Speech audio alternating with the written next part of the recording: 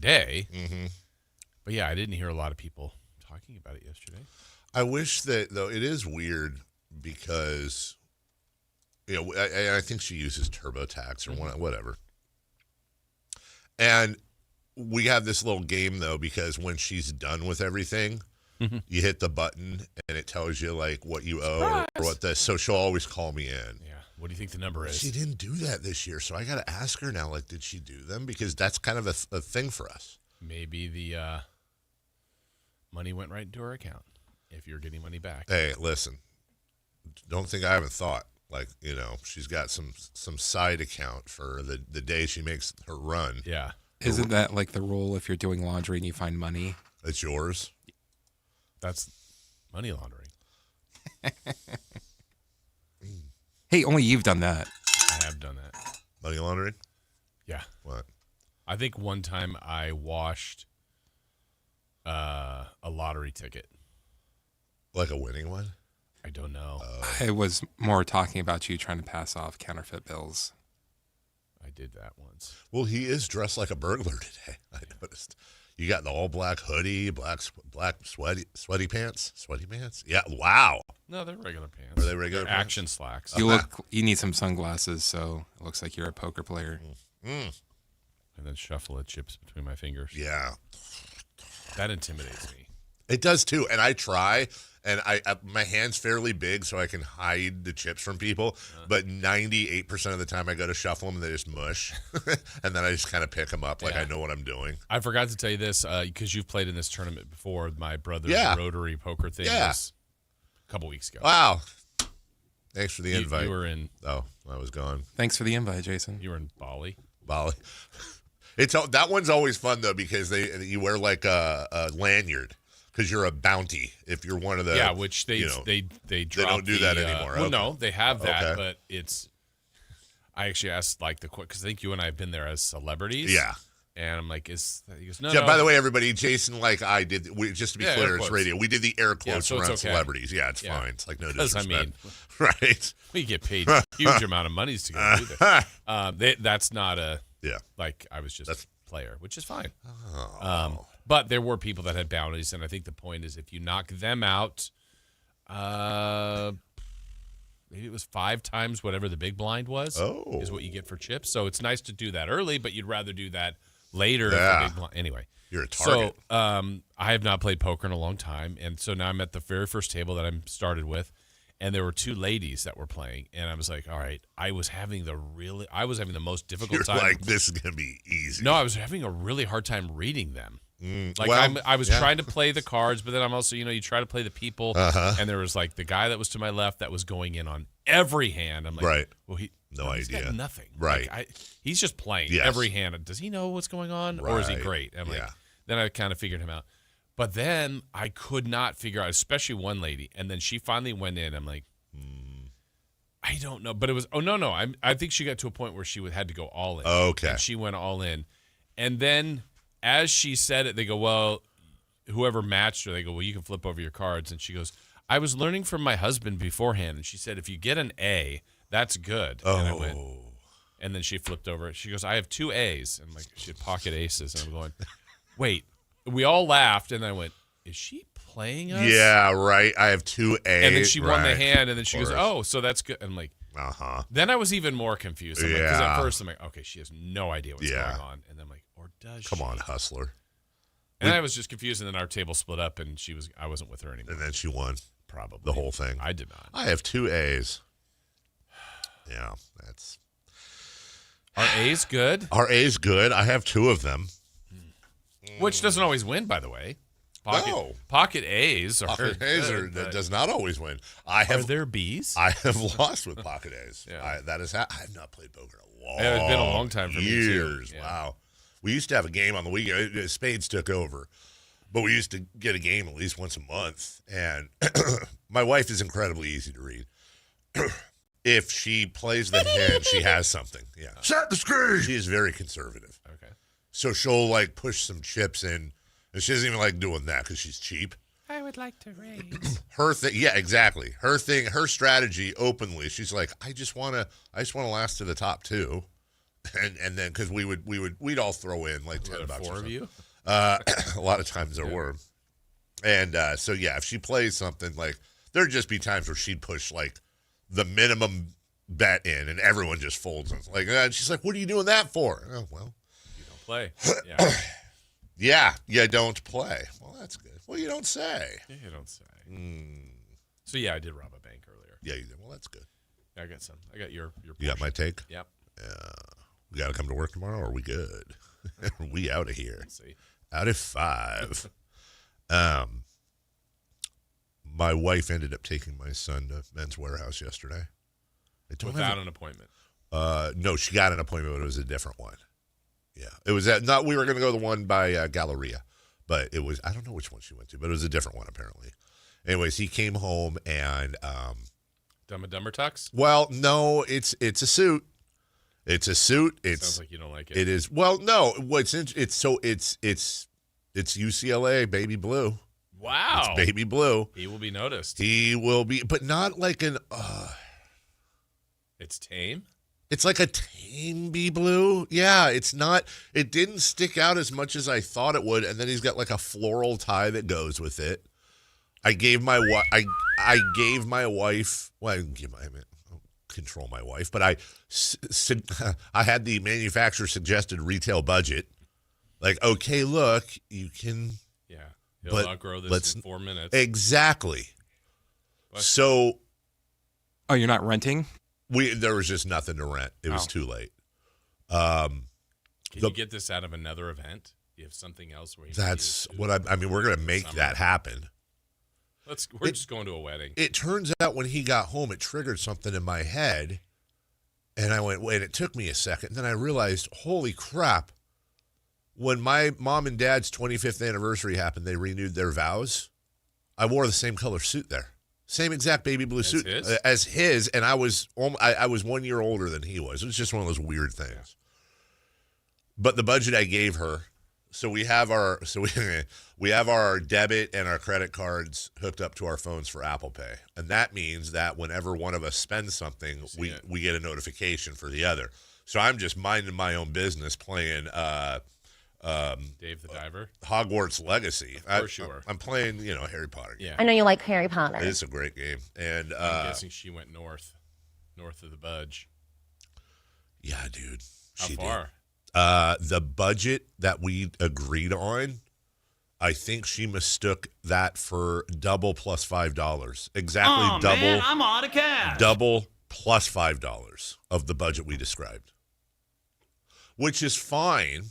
You pay for Avery to go to USC. Oh, well, funny you mentioned that. Let's go back to organization now. Oh, no. Glad you fall out from that. Glad you asked. So, go back to yesterday. My daughter calls me during the show because she wants to check in on something she told me 2 days prior, which was, Daddy, I can't, they're not letting me register for my fall classes because they say that my tuition is delinquent. Which is news to me because I see a rather large amount of money leave my bank account every month on the exact same day that it has since August, since July actually, for her classes. So I tried to call her the day before yesterday, no avail all day long, right? Nothing. Did not get a call, nothing. Although she managed to send like dog pics to the family chat line. While she's making video content. Right, exactly. So she decided to call back during the show. We spoke afterwards, and yesterday was the deadline for her to register for these classes. So we're definitely playing it fast and loose, which is exactly how you want to do it. I finally had to show that the payments have been made completely on time. She's saying, but they're saying it's delinquent, and can you call them? Sure. So after the show, I'm out there in the parking lot on the phone. I call the U.S. Office.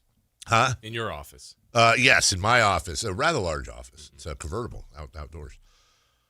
So I call the USC, and they answer the phone. Office so big, your convertible is inside your convertible. See, it's like some weird Inception thing. Did you talk to Tommy Trojan? No, but when they answer the phone for the phone number she gave me, and it says University of Southern California Collections, how can I help you? I'm like, oh, this is good. Really? We're delinquent parents? Like what? It's just not a great greeting.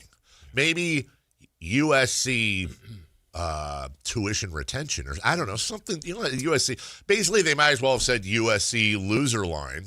How can I help you, failure? Melissa got the taxes in time. Melissa and Avery had one thing to do. All they had to do, which they did at the beginning of the year. Well, I guess two things. Register for classes, and then fill out the paperwork. Melissa's the paperwork person. Fill out the paperwork for her insurance and the this and the housing and all that. And this is our first run at any of this. And set up the payment plan. Okay. You can either, if you're, one of the billionaires there, you can just pay all the tuition at once and housing and all that. Well, we're not that. So we elected for put it on the card. Payment plan. Yeah, it debits out of your account and you cry every month and you move on. So I call them and I got to the bottom of it, which I'll be honest, I'm going to stand in front of Melissa and Avery a little bit here, yet still, yet still, ... Apparently you have to set up a payment plan for each semester. Oh. So you're going there all... That seems odd. Doesn't it? You're going there all year, but you have to set up a separate payment plan for the second semester. Well, nobody knew that. Nobody checked to know that, but nobody knew that. So, in fact, even though we had been making the same payments on time for the same amount for the second semester that was the first semester, it showed that if you don't opt into a payment plan, that means you're paying the whole thing at once, which would have been, I don't know what, around December or January, the second semester, I think it started. So, in effect, we'd been delinquent since like December or January because we hadn't written them some giant check. So where'd that money go, to NIL? The money, excuse me. You got them a new wide receiver? Yeah, Mekhi Lemon got it on his way to the NFL. So the money we had been paying still went to it and brought the debt down, but it still showed delinquent. So here's what I got told. Well, sir, you just made April's payment yesterday, which the payment happened to come out on the 15th, which was yesterday. Yep. So made that monthly payment. You now have to pay May and June for her to be able to register. Like now. Right now. Because of the clerical clerical error. Now, what's interesting to note about that is effectively within a 48-hour period, they wanted me to pay 3 months of tuition all at once. And you know what's neat about the University of Southern California, Jason? Please tell me. They don't accept credit card. So, because I'm thinking, okay, slap it on the whatever, pay it, Ouch. Yeah.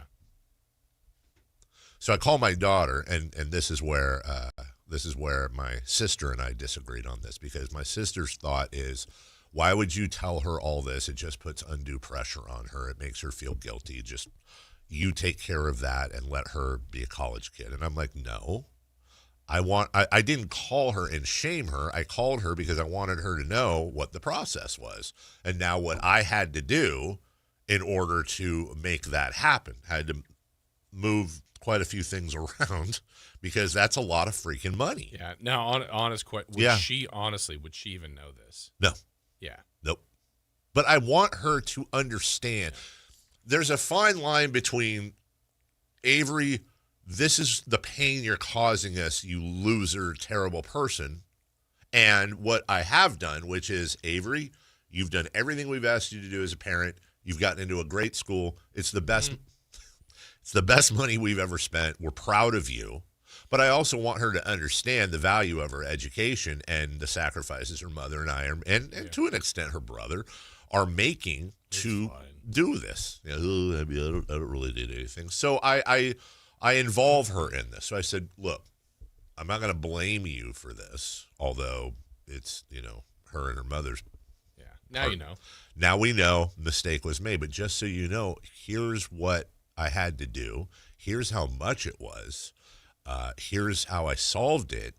And I just don't want her to think that there's some magic wizard above her, fairy godmother, that just magically does this stuff. So when she gets out of college, she understands that it's real money, it's real things, it's real responsibility, and real pain, and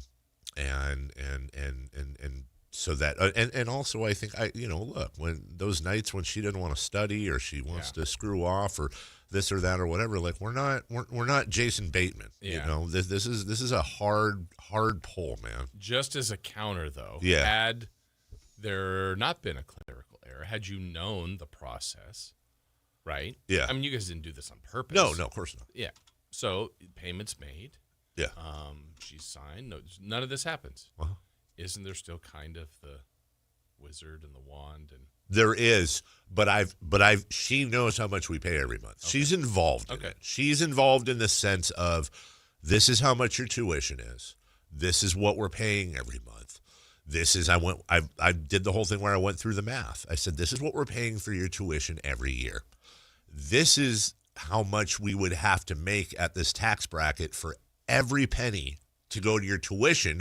We would have to, in fact, have a job that paid blip, blip, blip, where after taxes, approximately, it would pay your tuition. So it was very close to what her mother used to make. So it's basically like your mother, think about it, goes to work 40 hours a week, does all her job, stress, everything, comes home, and she never sees the check. It simply goes to your tuition, your food, and that doesn't count, the extracurriculars and all that, but I want her to know that. I want her to understand, not in a guilt aspect, but just to understand the value of her education, how proud we are of her, how much we're sacrificing for her.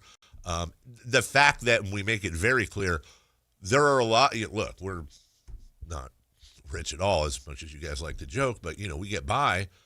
But there are a lot of families that could not do that. There are a lot of families that could not do that. That kids would not have that opportunity. And I want her to feel not in debt, because we're trying to get her through all 4 years of college. That's not happening. Without any debt. I read about it. I mean, you all read about it. Student debt is terrible. Right. If I can get my kids through college debt-free and say, okay, you have been raised. Yeah. Well, it's Avery. Mason's paying for himself. Yeah. Mason probably will end up Bitcoin. He'll end up getting paid. Yeah. Somehow he'll end up going to a good school and make money off of it. We paid for you to go to the expensive school so you can afford to send us to the nice retirement home. That's how it should work. Don't think that in the back of my head I'm not going, well, she is majoring in an art. There's a non-zero chance that she struggles financially much of her life with this amazing degree because she's artsy. But what she doesn't make in money, she makes up in fulfillment. Yeah. Which kid is more likely to take care of you and Melissa? It's very interesting you asked that. We've had that conversation. We have. We've had a conversation almost exactly like that. Which kid is more likely to physically take care of Melissa and I? Avery. Which kid is most likely to fund the taking care of Melissa and I? Mason. Which is interesting because it's the reason my wife and I had this conversation before is it's almost the exact dynamic my sister and I have with my parents. So, like, if Lindsay comes up here, I'll fly her up with the points and stuff like that. And like my mom's 80th birthday, I will generally contribute the financial end if I can, which is nothing compared to what Lindsay does. She does things involving my mother that, as open as I am on this show, I will never share. But let's just say she does things with my parents that I just are amazing.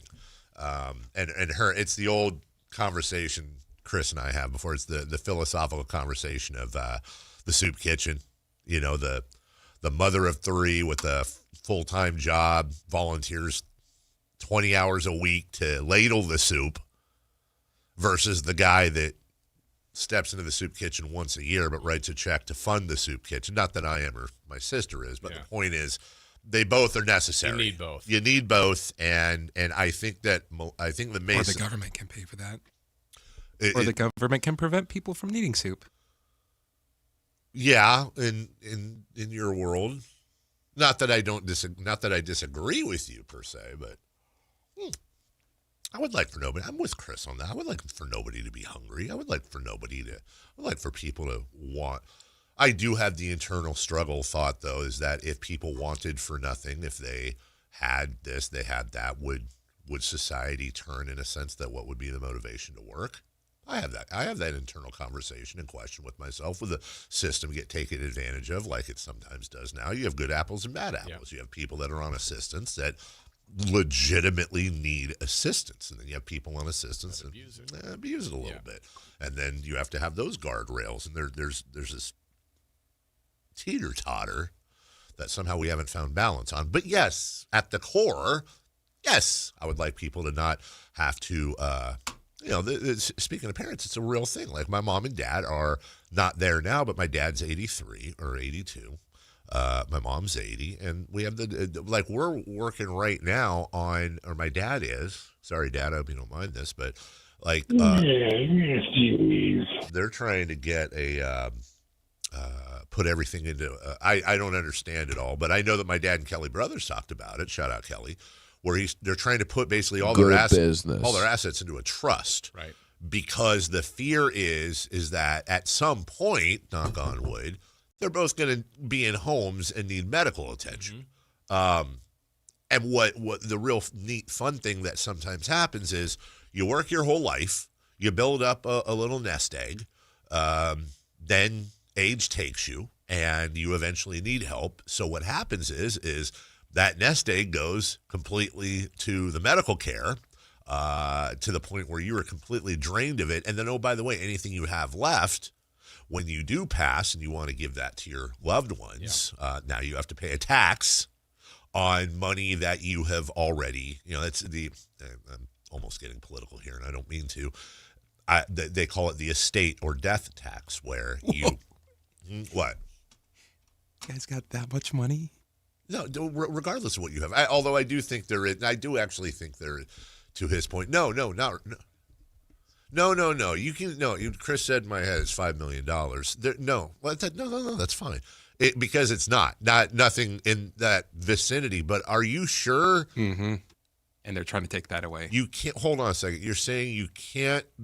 The estate or death tax does not apply to estates that have a net value of below $5 million. Mm-hmm. I don't think that's right. I'm willing to be corrected on it, but I don't think that's right at all. Look that up, would you please? Because if that, then that's fine. So that's a whole, I don't believe you should. I do not believe, at least for, normal people that don't have $5 million or above estates. That's a different conversation. But I just personally believe once you're taxed on your money, that's it. You should not be taxed again when you pass away. But these are things you got to think about. So my mom and dad are dealing with that. Meanwhile, Avery, as you know, going back to school 2 weeks early. Yes. And my son's wearing a light blue suit. Apologize. Okay. It's not $5 million. What is it? As of January 1st, 2026, it has been sent to $15 million per individual or $30 million per married couple. So you do not pay an estate or death tax below 15? Mm-hmm. Wow. Okay. I stand corrected. Interesting. What were you going to say? Yeah. I thought It doesn't seem right. I thought that was like a gift total that was allowed. Well, gift total limit. That's kind of the estate tax. Okay. Well, a gift you can give, and this isn't tax advice, look it up, but I'm pretty sure you can give once a year you can give a gift to a family member. I think it's $15,000 tax free. So I could already did it, but yeah, I could, and that goes for everybody in the family. I know that's a loophole people use sometimes, but anyway, well, there you go. 1-800-920-1140. You have tax questions? You got a kid, blah, blah, blah. Okay, great. Yeah, we'll take a break. Hey, Speaking of people in high tax brackets, well, we're going to hear from a couple of them today. Sam Amick. I know I'm shamelessly pumping the poll here. It's a guest-a-palooza, ladies and gentlemen. Kelly Brothers joins us at 7:28. What is he? Good at business. Good at business. You heard Sam Amick shamelessly pumping the poll. Doug Christie will play. He's coming on? We've got audio from yesterday, but we could play it like we're asking him the questions. True. Yeah. We just need a Doug good morning because we could actually pull that off. If we had, hey, Doug's with us. Good morning, Doug. Hey, good morning, guys. And we need a sigh if I'm going to ask anything. That's a good point. Next time he comes on, record his response to us saying hello, and then see if you can't find him either sighing or being frustrated at you. And we'll set it up so that he does that. And then we could actually pull that off with recorded audio. Doug, we'll hear from him at 8:28. The GM, Scott Perry. Any way you want it, that's the way you need it. Coming on at 9 a.m., and I do understand it will be via video, so we'll get to look at his lovely face. Maybe. Yeah, we'll talk about that. I'll do it like this. Yeah, just exactly. It's like, am I being interviewed by the Hamburglar? We'll take a break. Put all the draft picks in this bag. When we return, Give me back my son. We also had an NBA play-in, and once again, the NBA just absolutely trips over their own feet. I'll explain, complete with mathematics today as well. The show starts next. What's the biggest area of need right now for the Kings? How aggressive will the front office be in the draft and free agency? Tune into the Carmichael Dave Show with Jason Ross, Thursday morning at 9 a.m. to hear Kings GM Scott Perry break down the start of a pivotal offseason in Sacramento. Your exclusive home for Kings basketball. Sactown Sports, 1140. Hey, Jason Ross here to tell you about Jonathan Gonzalez and Gonzalez Law, a lawyer right here in downtown Sacramento. His office is downtown. He's been in this community a long time. I've had a chance to have lunch with him, go to his office, play golf with him. Really a terrific person, but most importantly, a terrific representative if you need representation. And his law firm, Gonzalez Law, is in downtown. Like I said, he's got years of experience, has helped a lot of people here. And the fact that I like that he's local, that he's one of us, that he's been in this community, wants to help people here, and has done that. So go to saclegaldefense.com, 916-304-9187. Whether you need help with something that, maybe years ago you did an infraction that's kind of just still on your record that you'd like removed and just wish it was gone, well, he can help with that. It's called an expungement. You can get that removed and get your rights back, get your life back in order.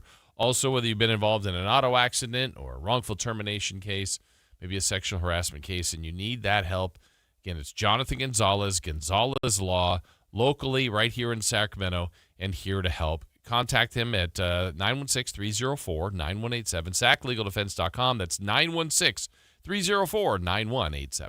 When life calls for a little extra, a kitchen upgrade, paying off debt, or that dream vacation, Valley Strong Credit Union is here to help. With a Valley Strong home equity loan, you can tap into your home's value with competitive rates, flexible terms, and local guidance you can trust. Get approved in as little as 5 minutes, with funding in as few as 5 days. Your goals are within reach. Visit valleystrong.com to get your offer today. Valley Strong Credit Union. Grow your possibilities. Equal housing lender, NMLS number 456506.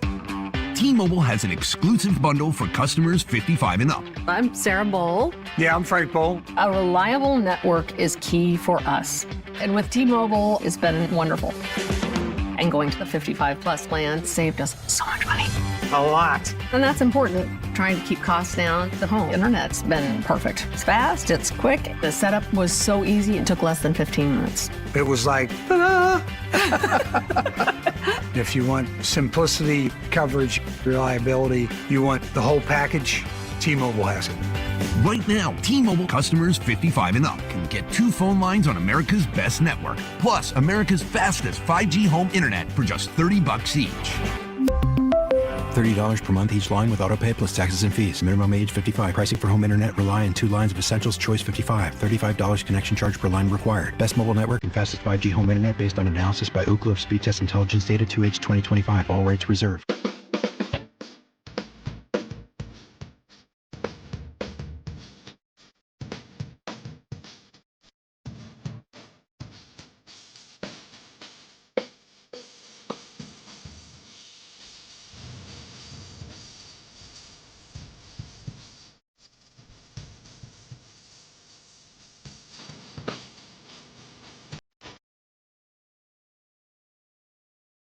The Carmichael Dave Show with Jason Ross. Someone had to Call or say text at 916-339-1140. On Sactown Sports.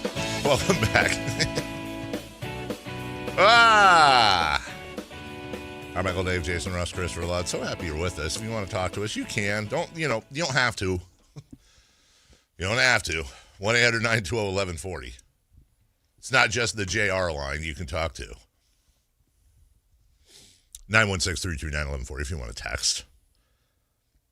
That's fine. Yeah. And if you want to chat, I don't see MC in the chat yet. I'm sure he will show up, but I was going to say to him, because he had suggested it in the past, I finally bit the bullet, if you would, and I ordered a cervical neck heating massager today. Today? You did this morning? Yeah, because I woke up. I hadn't had it in a while, but I woke up, and sometimes my neck is just, and it puts me in headache danger zone, and I just, So I spent, it's tough, man, when you're doing something like that, because you read the reviews, and I almost pulled the trigger on one, but then I noticed that, there were 9 reviews. They were all 5 stars, and they'd all been made in the last 30 days. Maybe innocent, but made me a little suspicious. I usually read the reviews as well. Mm-hmm. And then almost anything, let's say there's 100. Yeah. 95 5 stars. And you're like, why did the 3 people? Yeah, why the 3? One? And I'll they're like the worst thing, worst product they've ever purchased. Not worth the box it came in. I'm like, really? Is that? I mean, if it was a 4, it's fine. Yeah. But it's a 1. Yeah, I don't. I'm like, are you from the other company? That's the thing. You never know how these things are manipulated. Like, you got the one company that's paying people to put these reviews up, and then you've got, let's say, a competitive company that's like, oh, it's not as good as this one, and you don't know who to believe. Yeah. So I'll also watch, if there's videos, or sometimes the reviewers will put up pictures or videos or whatever. It's like, okay, I feel a little better. That's a pretty picture. So usually I decide on the one that has a ton of reviews, and it's got heat, and it's supposed to need massage, or whatever, necky thing or whatever. Yeah, he's always been after me about cervical massage, which honestly I thought, when I think of cervical massage, I think that has something to do with pregnancy, because it sounds, cervix. Exactly. That's what I think of. Anyways, there was a bunch of basketball yesterday. These play-ins are doing the job. This is good basketball, if you will. None better than in L.A. Wow. Al Horford saved the day. Old man. I was saying this last night watching the game, because my wife was coming. She's like, man, he's been good for a long time. I said, you know what? It was 5 years ago, maybe 6, where he was a free agent and Kings fan. He was rumored a little bit with Sacramento. And the comment then was like, too old. He's too old. And he went to Philly, was great, then went to Boston and just crushed it.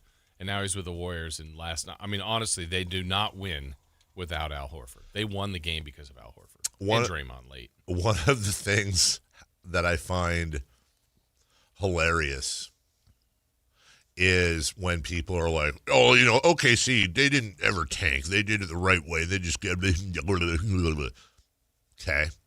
Let me take you back to Adrian Wojnarowski, March 27th, 2021. As the Oklahoma City Thunder turn to younger players in the nightly rotation, 5-time All-Star center Al Horford will no longer be active for games this season. Now, please keep in mind, this is March, so they basically, the last month of the season, they were like, we're not going to play you.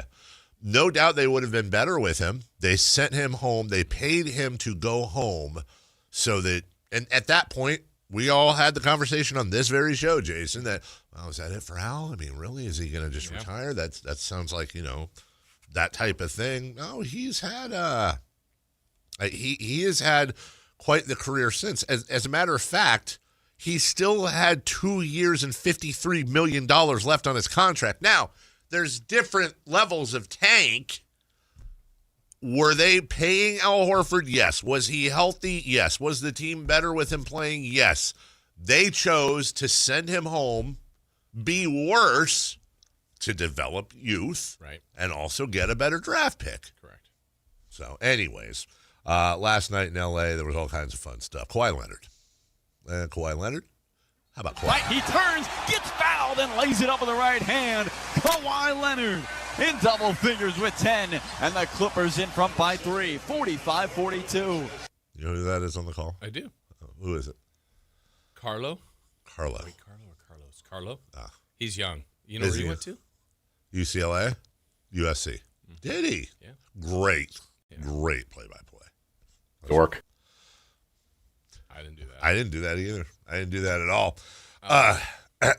Golden State has this guy, Steph Curry, and I guess he's pretty good. Runs it right behind the back to Draymond. Back to Steph. Dribbles off a double team. Fades and fires. It's good! A sideline three for Steph Curry. You know who's on that call? Tim Roy. You know where he used to work? Here. That's right. Former KHTKer. Yeah. Never a Sactown sportsman. He was a hot talker. He was a hot talker, and Steph Curry was a hot shooter. Drives on Dunn, drives on Garland, flips it up and in, right down the lane. Underhand scoop by Curry. Curry now with 31 points tonight. Another 30-plus game in a do-or-die contest for Curry. I think they're a different team when he's on the floor. That's my opinion. He was here last week. Here's the final call. On to the Valley of the Sun. The Golden State Warriors. A remarkable comeback win. Your final score, Golden State 126. The Clippers 121. You got part one of your wish. I did. You got to win again, so they're out of the lottery. They could beat Phoenix, and then they get OKC. Yeah, that's fine. Yeah, that's you're not big Warriors guy against Phoenix. Yeah. Beat Phoenix, get out of the lottery, and then watch OKC just absolutely dismantle them. Maybe. You never know. Hey, chip in a chair, right? But those people, and I say those, those people that would say, oh, the Warriors would be dangerous if they get in.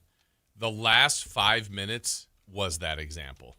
Because when they were here last week, I'm like, man, they didn't play Kristaps Porzingis, they didn't get Steph or Horford the night before. They had them all here. I thought they didn't look I thought the Kings just made them look bad. I go, they are not ready for the playoffs. The last 5 minutes was the case study. Steph was good all game, but he's good at the end. Al Horford was out of this world, and then Draymond's defensive plays were incredible. And so, that's the version you go, man, that group could be a problem. But, Kawhi Leonard played 8 minutes in the fourth quarter. He had 2 points. It was the garbage dunk in the last seconds. 2 turnovers. Mm-hmm. They put Draymond on him. It's what I hope everybody in the media does that covers this, and I hope fans as well. Everyone's going to talk about Steph Curry, and they should. Mm-hmm. But for me, Draymond Green is every much the MVP of that game as Steph Curry. His defense. There's a compilation that Worldwide Rob put out of Draymond Green having Kawhi Leonard. We're not talking about Fred Jones. We're talking about freaking Kawhi Hall of Famer Leonard, multi-champion. And he had him in the torture chamber. Yeah, I think Kevin Harlan his phrasing was, he's got him in a straitjacket. Yeah. I mean, it was like, he's right. And he did. Can't do anything. He absolutely did. Like, say what you want about Draymond Green. That dude can lock people down, and he did that, and they don't win without him. And I hope he gets as much of the talk, and not narrative, but I hope he gets as much of the talk and the praise, because that's the right thing to do. Sixers beat the Magic as well. We'll talk about that in 3 for Madness. We'll take a break. When we come back, hey, the LaMelo Ball situation, as the ball turns, I think the NBA dropped the ball on this one. See what it did? We'll explain it next. Domantas Sabonis plays here. He finds Sabonis, put the frosting on the cake, put the cherry on the sundae. Sabonis with a two-hand flush makes it 114-106. Sactown Sports is your proud home of the Sacramento Kings. A's fans, the 2026 season is here, and single game tickets are on sale now. Be there for an exciting season, packed with theme days, giveaways, and fireworks nights, including bobbleheads, jerseys, hats, and much more. And getting in is easier than ever. Tickets start at just $8 for select April and May games. From opening day to unforgettable summer nights, there's something for everyone at the ballpark. Get your tickets today at athletics.com/tickets and be part of the excitement this 2026 season. If your business depends on reliable vehicles, it's time to upgrade your fleet at myelkgrovechevrolet.com. We specialize in fleet pricing, bulk discounts, and fast approvals, so your team stays on the road and on the job. From work trucks and vans to fuel-efficient sedans and SUVs, we have the inventory, service, and financing to keep your business moving. Call or visit myelkgrovechevrolet.com today and ask about exclusive fleet savings. myelkgrovechevrolet.com. Driving business forward. We just want to have enough money for retirement. And travel to visit our grandchildren. I understand. That's why at Fisher Investments, we start by getting to know each other, so I can learn about your family, lifestyle, goals and needs, allowing us to tailor your portfolio. What about commission-based products? We don't sell those. We're a fiduciary, obligated to act in your best interest. So how do your management fees work? We have a simple management fee based on the value of your portfolio, so we do better when you do better. We appreciate that kind of transparency. We also check in with you regularly to keep you up to date on the markets and your portfolio. Well, what other services do you offer? As a client, you have access to resources on investing, financial planning, estate planning, Social Security, Medicare, and more. Wow, sounds like Fisher Investments has everything we need. At Fisher Investments, we're clearly different. Learn more at fisherinvestments.com. Investing in securities involves the risk of loss. Whoa. Okay, this one says you get a free phone if you switch. Hey, this one also says you get a free phone if you switch. Yeah, they all do, hon. Wait. The T-Mobile one says families saved over $3,700 versus the other big guys in the past 5 years. And their experience plans have Netflix included, plus a year of Dash Pass by DoorDash. Hang on, let me see that. And a 5-year price guarantee? Oh yeah, we're switching. That's what I'm talking about. Do we clap now, or...? I'm thinking high five. At T-Mobile, get savings that keep stacking up. That's value you can feel every day. Switch now at T-Mobile. Savings based on Harris X billing snapshots from Q3 2021 to Q4 2025 among accounts with 3+ voice lines compared to AT&T and Verizon, excluding discounts, credits, and optional charges. See harrisx.com/T-Mobile. Price guarantee on talk, text, and data. Exclusions like taxes and fees apply. See T-Mobile.com. The Bedroom Collection sale is on at Scandinavian Designs. For a limited time, shop dreamy deals on all bedroom furniture, including beds, dressers, nightstands, and more. This is your chance to splurge on a new piece or upgrade your entire sleep space with a fresh, modern look. Stop by one of our local showrooms or shop online at ScandinavianDesigns.com. Scandinavian Designs. We make it simple. You make it home. Capital Casino is conveniently located in downtown, 411 16th Street, and has been a part of the greater Sacramento area for over 20 years. They offer the best variety of games in the region in a safe and friendly environment, and there's plenty of parking, all well lit and monitored by security. Come have a great meal at the cafe and restaurant inside. Capital Casino has the best food, the best service, and the best action. But please always remember to gamble responsibly. 1-800-GAMBLER.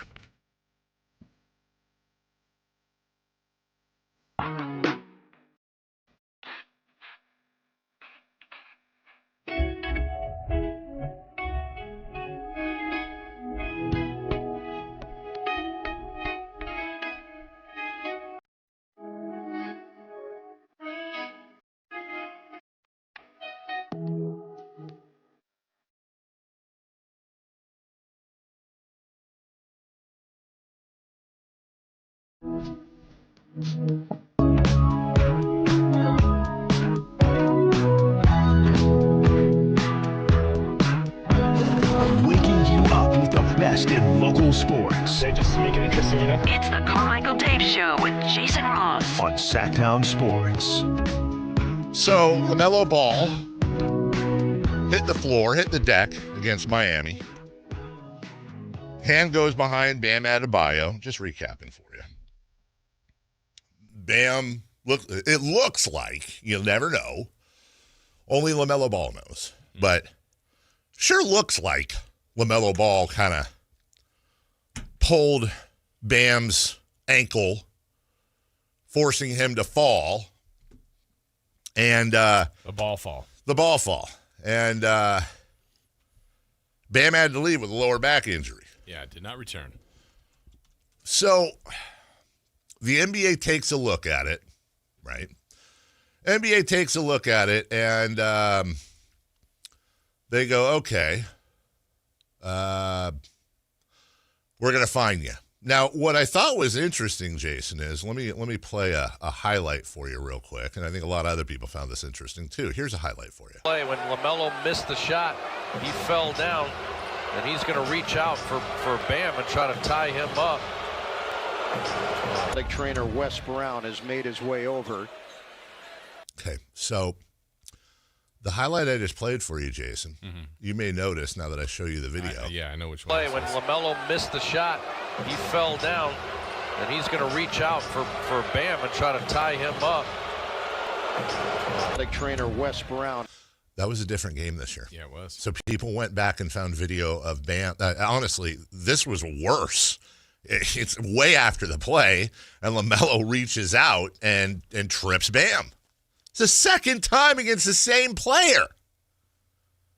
So the NBA, in their wisdom, is fining LaMelo Ball $35,000 for his trip of Bam Adebayo, another $25,000 for cursing postgame. They upgrade it to a flagrant 2, no suspension. What are you doing? Right. If you're upgrading it to a flagrant 2 and you're fining the man, you're acknowledging that there was intent.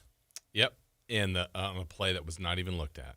On a play that was not looked at. Now, the refs were asked, and the ref said, and I believe the refs following the rules, the play was never whistled. It was never whistled, therefore they could not stop down. There's no trigger. That rule, by the way, needs to change. There needs to be. So you're telling me if a dude pulls out a knife during the whistle. Yeah, no whistle. Can't go back and look at it. He stabbed him 4 times in the Achilles, but you can't go back and look at it. Yeah, but that only happened in a Kings game. Good point. Yeah. They acknowledge that there was intent. They fine him. By the way, I sat with my my friend this morning, ChatGPT. Oh, how are they doing? They're doing great. And I did some math because LaMelo Ball makes, I think, $38 million a year. So, what would a $60,000-ish fine mean to LaMelo Ball in real terms? Well, I arbitrarily pulled out $75,000 a year. I don't know what the average salary is for whoever in this world, but I feel like $75,000 is, if you're making $75,000, you're doing well. And I think GPT didn't have the answer for that. I probably could have asked, and I didn't. Also, I feel like that's an accessible number that people can understand. So if you're making $75,000 a year and you can adjust it for whatever you make, you're basically being fined $90. LaMelo makes $38 million. $60,000 to him is the rough equivalent of about $90 to somebody making $75,000. My point is, it doesn't hurt. Now, here's something I don't know, but I was trying to think this thing through. It might be even worse than that because we do know that fines go into a pool in the NBA, and they're usually used for NBA CARES initiatives and other charitable whatevers.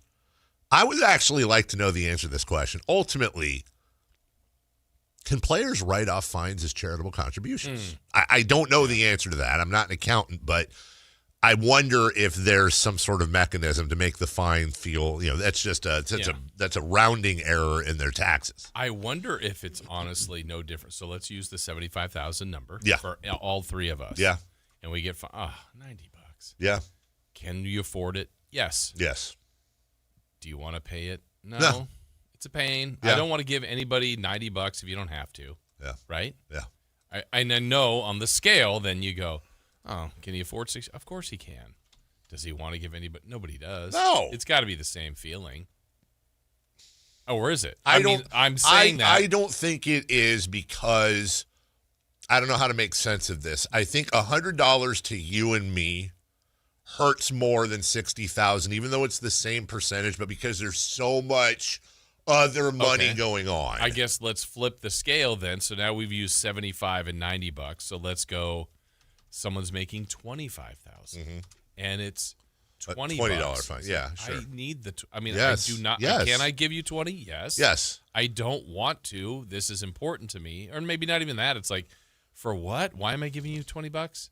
I just think the scale is moved, but I think the same premise. Could the $25,000 person afford 20? Yes, they can. Yeah, they can. They can. It's easier for them to do that. I'm not saying LaMelo Ball is looking at that, but he's also driving around $500,000 cars. You know, and not well. Same. Yeah, exactly the same. You and him. Yeah. So the question is, and if I'm a Heat fan, I'm freaking beyond livid. It's an elimination game. 100%. We would be furious here if that was the Kings. We would go. Now the league is saying this. Honestly, if this happened, the league hates us. This would go right behind the Ori shot, or not the Ori shot, but the whole, all the game six. Yeah. It's that bad. Yeah. How in the hell do you find the logic that you're able to? I would have rather them not find him. Say we can't prove intent. Now, who in the NBA front offices is like, you know what? Here's what we're going to do, and this is going to. Who is getting paid way more than all three of us combined to make that decision and failing so miserably? Well, again, it goes back to, and we'll get into this conversation 3 or 4 times a year on the last 2-minute rule. I mean, I get it, and people are like, oh, I credit them for their transparency. I said, I'll give them credit for that. Sure, but you're going to admit these calls are wrong. That's right. And we cost Team X the game because it doesn't make Team X feel any better. No, it doesn't. But what the reason why this is even worse than that, Jason, is that you do everything exactly the same. Everything exactly the same. But he's suspended for the next game. Had they just simply fined him $60,000 and a 1-game suspension, we're probably not having this conversation other than, I was dirty and this and that, whatever, but doesn't help the Heat. So let's do it Kings. If that's the Kings, if Ball did that to whatever Kings player. Yeah, Domantas Sabonis. I guess, are you feeling better? No. Yeah. But no, I'm you're not, going, well, at least you're hurting them for the exactly, next playing exactly. That's exactly right. You're taking their best player out. Because you took ours. Because you took our best player out. Eye for an eye. Hammurabi. Let's go. Let's do that. And I mean, I'm not. It doesn't change the Heat's position. Right. But it's a little bit of justice. Yeah. Chris, I'm sorry. I shouldn't do this on the air, but I am just curious. Why are we breaking now? It's a 2-minute break. Oh, what, you think I'm going to do a 2-minute read? And final thing I'll say on that, too. The sad thing is that the very next play, Davion Mitchell's driving to the hoop, that final second thing, and honestly, if he had a Hoblet truck, does he make that layup? He drives over the guys. He does drive over the guys. Yeah. Oh, come up for a block shot. Not happening. Not in my truck. Even if he's in a Jeep Wrangler from Hoblet, he just kind of sticks his head out. Book shot. Like Dino and Flintstones. Yeah. Just pops up the top. Pop top. Hey, listen. That's a great point, by the way, in the chat. I want to know what would have happened if LaMelo Ball had done that to Victor Wembanyama. The NBA's sacred cow. LaMelo might be playing in China next year. Oh. Mo. Oh, no, he's French. Mew. Dodge Chrysler Jeep Ram in Woodland. Always trying to save you money. Don't start. Trying to be good. High prices not at Hoblet right now, and only Hoblet Dodge Chrysler Jeep Ram. You have so many deals, including $4.99 APR. That's 4.99% financing for up to 84 months on all new vehicles in stock, and you get all the factory rebates. Oh yes, you do. Only Hoblet has fought to get you deals this good. I mean, my goodness, they're constantly going bank to bank to bank, taking the business from the bank that gives their customers the best deals. Read the reviews. Go on Yelp. Go on Google. Don't trust me. I'm an idiot. Seriously, go find out what other people are saying about their experiences at Hoblet Dodge Chrysler Jeep Ram in Woodland. Search, select, and save through their whole inventory at HoblettDodge.com. Unbeatable prices, unbeatable selection. Nobody beats Hoblet, period. We'll take a break. Top of the hour next, 3 for Madness. And why is there a baseball trophy for Matt and Kayla? We'll maybe find the answer next. What's the biggest area of need right now for the Kings? How aggressive will the front office be in the draft and free agency? Tune into the Carmichael Dave Show with Jason Ross, Thursday morning at 9 a.m. to hear Kings GM Scott Perry break down the start of a pivotal offseason in Sacramento. Your exclusive home for Kings basketball. Sactown Sports 1140. This is the story of the one. As a safety manager at a manufacturing plant, he does everything he can to keep his coworkers safe. From finding ways to reduce risks to keeping safety supplies in stock. And for that, he relies on Grainger. Grainger offers a broad range of quality products and next-day delivery, so he can always play it safe. Call 1-800-GRAINGER, click Grainger.com, or just stop by. Grainger, for the ones who get it done. Running a business takes grit, vision, and a partner who believes in your success as much as you do. At Valley Strong Credit Union, business banking is built around you. The entrepreneurs, the growers, the dreamers powering our community. Whether you need flexible checking, faster payments, or financing to take your next big step, Valley Strong brings local expertise and real relationships to every stage of your business. Because when local businesses thrive, the whole valley grows stronger. Valley Strong Credit Union. Grow your business, grow your future. ValleyStrong.com/business.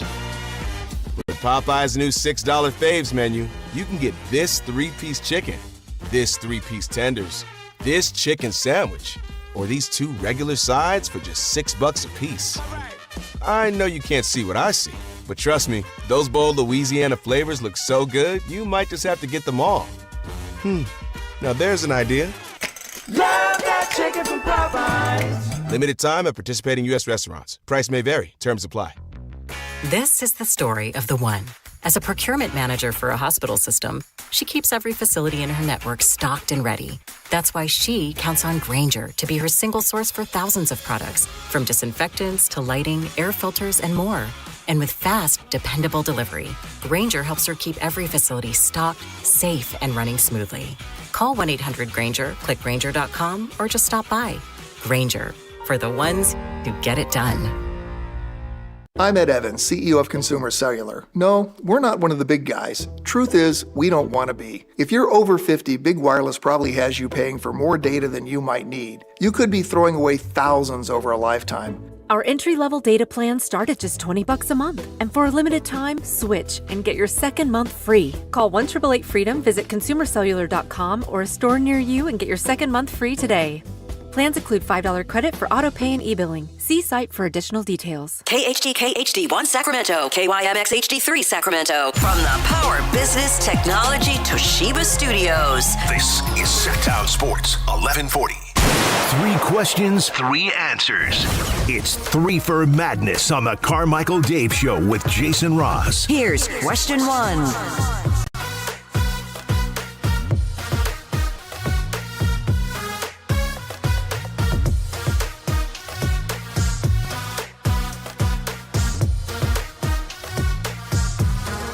Is that right? Aaron says on the chat, the next date to look forward to for us. Oh, yeah. By the way, Scott Perry coming on. I'm going to ask him about the coin flip. April. Any way you want it, that's the way you need it. I'm going to ask him. So that's April 20th. So what is that? 420? Yeah. Like, how's that going to... But it's not a coin... Didn't he say it's not a coin flip? It's a lottery ball? Yeah. So, like... I believe the last time it was with the Kings and the Bulls, it was like the Kings got 3 lottery balls, the Bulls got 3 lottery balls. And then whichever one came out was... The Kings won that. Why can't they just do a coin flip with, like, Adam Silver's face on one side and, like, the Jumpman logo on the... I don't know. I thought you were saying his rear on the other. Tails. Also, like, is it... a silver dollar?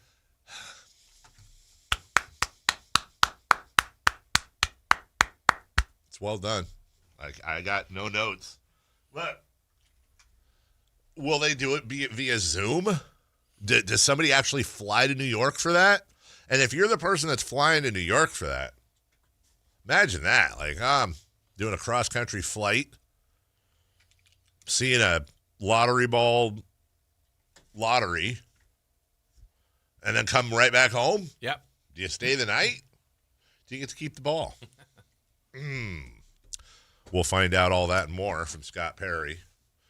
By the way, I would like to lower expectations on the Scott Perry interview, if that's okay, to when we announced it, read some of the comments. I just want to lower expectations to a small yet vocal percentage of our fan base. No, we're not going to hold his feet to the fire. No, we're not going to crucify him for the season that happened. No, these are all comments that have been made. We're not going to ask him softballs. I mean, you're going to ask him who he's going to get in the offseason, right? We're going to ask him specifically what players are coming back, what players are not, and who he's thinking of drafting. But other than that, no. And look, if and by the way, we've had some, for example, with Monty McNair, we had some very tough interviews with him, very tough questions that made the rounds, both on the air and also in person when we were talking about the power forward situation or lack thereof. I'm not gonna speak for you, Jason, but personally, I want to ask him the questions that we want to know. But there's a couple of things here. Number one, he's not going to talk personnel. It never happened. He's not going to talk about who he's going to draft. Well, he literally cannot. He can't. So, why don't you ask me? I'm going to ask him about Devin Carter. I think we'll ask him about Russ Westbrook and a few others. That he can talk about. That he can talk about. But if you literally gave him like Devonta or Poozer, like for one, they literally have not Yeah. They may go back to college. Yeah, they might. Yeah, he can't talk about them. He cannot say their names. Secondly, why am I going to blame him for something that wasn't mostly his fault? I'm not gonna hold his feet to the fire for last year. He was given a crap sandwich. I want to know what he's going to do to get us out of it. But what do you want? What's the toughest question I could? I mean, literally, what's the toughest legitimate? Why'd you sign Dennis Schroeder? Well, we know why he signed Dennis Schroeder. He didn't have a point guard, and he overpaid for him because that's what you got to do when you're in Sacramento. And he brought in Dennis Schroeder, and then Russ Westbrook, not only signed but emerged. And he went, okay, I don't need Dennis Schroeder anymore. And you want me to ask him about Keon Ellis being traded? Can. Okay, neat. Like that's been talked about forever. But we can. We're gonna ask Scott Perry about a lot of things, mostly the plans going forward and some of his thoughts on this season and more. In fact, we'll kind of chewing up question 3 right now. But give me question 1. Whose situation would you rather have, Orlando or Sacramento's? Okay, so Orlando is in the play-in. Orlando. I'm just trying to explain this question because on the surface it's like, I don't know. Orlando went 45-37. The Kings went 22-60. Orlando has Desmond Bane, Franz Wagner, Paolo Banchero, Wendell Carter, Jalen Suggs. It's a lot of talent. It's a lot of talent. And they're in the play-in, and they're relatively young still. They're not an old team. Here's where it gets interesting for me and why I would say Sacramento. I'll show my work, though. The Orlando Magic, we've made a lot of note of this. The Kings are right now $202,820,000 committed for next season if everything stayed the same. The Orlando Magic, $215 million. They're one of the currently, I think, 4 teams ahead of the Kings for next year's payroll. Franz Wagner jumps up to $42 million next year. I'm rounding up. $42 million he signed for the next 3 years after this. Desmond Bane, $40 million he signed for the next 3 years after this. Jalen Suggs, $32 million he signed for the next 3 years after this. Paolo Banchero goes from $15.3 to $41 million, 44, and then 47. Even Jonathan Isaac, $15 million. You can tell what they're doing here. They've got, and then Wendell Carter, the next 3 years, or at least a third as a player, a team option, excuse me. They have, you can tell what they've done. They have amassed a team They have locked them up long term. And I don't believe, by the way, simply because of that, unless they continue to have terrible injury luck or something else, I don't think this is going to be the best season for that Orlando Magic team. I think they will actually simply staying together, playing together, getting used to each other, having some stability, if that's what they do. And it looks like that's what they're trying to do, Jason. I think they'll actually be better. But I don't think that team has any chance of winning a championship. I don't think that team has any chance of making the finals. I think I might be stretching. To say Eastern Conference Finals. And the only reason I don't rule that out is you get one of those every couple of years where a team will roll into the Eastern or Western Conference Finals and just randomly get there, never to be seen from again. So I'll say their ceiling is Eastern Conference Finals. I think that's on one hand, I understand fans of a team that won 22 games and were one of the worst teams in the NBA are saying, I'll take Eastern Conference Finals. I'll take winning more games than I lose. I'll take almost all of my home games, or a vast majority being wins for season. I understand the logic. But, man, are the Magic locked into this. So if you were to go by, and again, my thought is you're either building to win a championship or you're contending to win a championship, and not in that order necessarily. I don't think they can do either, and they are locked into this with some massive contracts. So I think you can do more. I think the Kings have a better chance of contending for a title over the next 5 seasons than the Magic do, and the Kings have 22 wins right now. That's interesting. Yeah, I think this will be, it'd be a fun watch to see how they progress, because the Magic are ahead of the Kings, where they've identified their young, good players. They've paid them. Yeah. But I'm with you. I do not think they can win a championship the way they're constructed.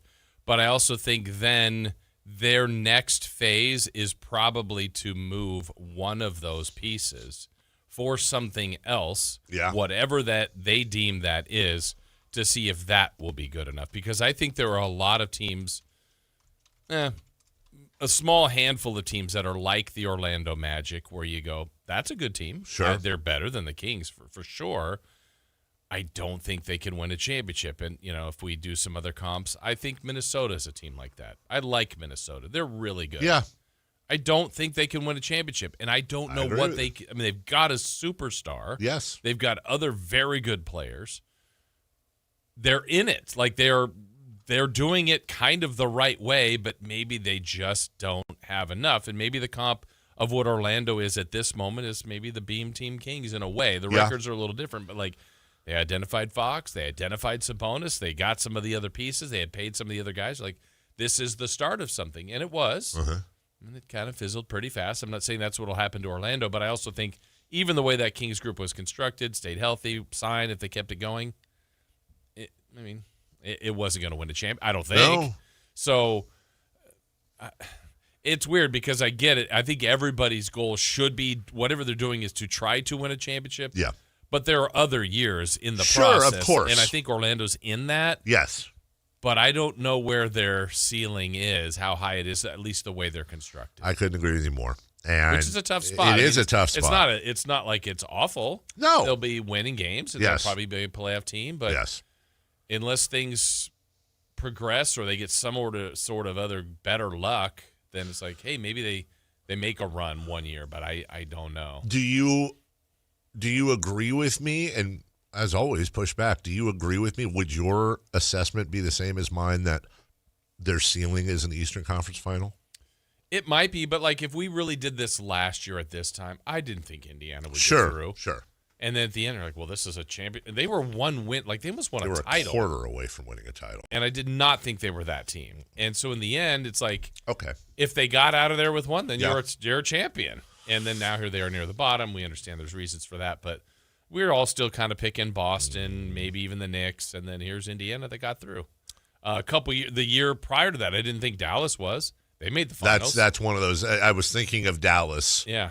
When I said, okay, I'm going to give them an Eastern Conference Finals because and Dallas made it all the way through. Now I didn't think they'd beat Boston, and they did, and it wasn't that great of a finals. But that's weird. I mean, they gotta, like Portland right now. Portland's kind of doing all the right things.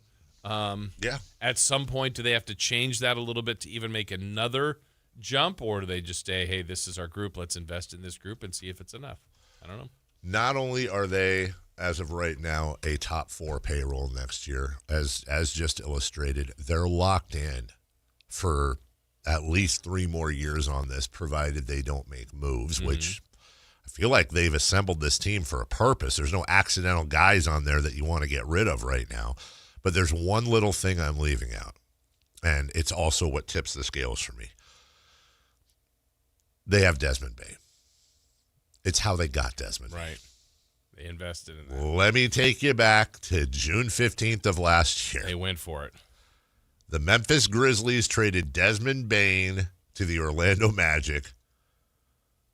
The Magic gave up 4 unprotected first-round picks and a first-round pick swap. So they're drafted out, man. 4 unprotected. That's 8 years because of the stepping rule, basically 7 technically. they got a top 4 payroll. They got a big fat ceiling on them. They're 8 games above 500. They're not going past the first round this year.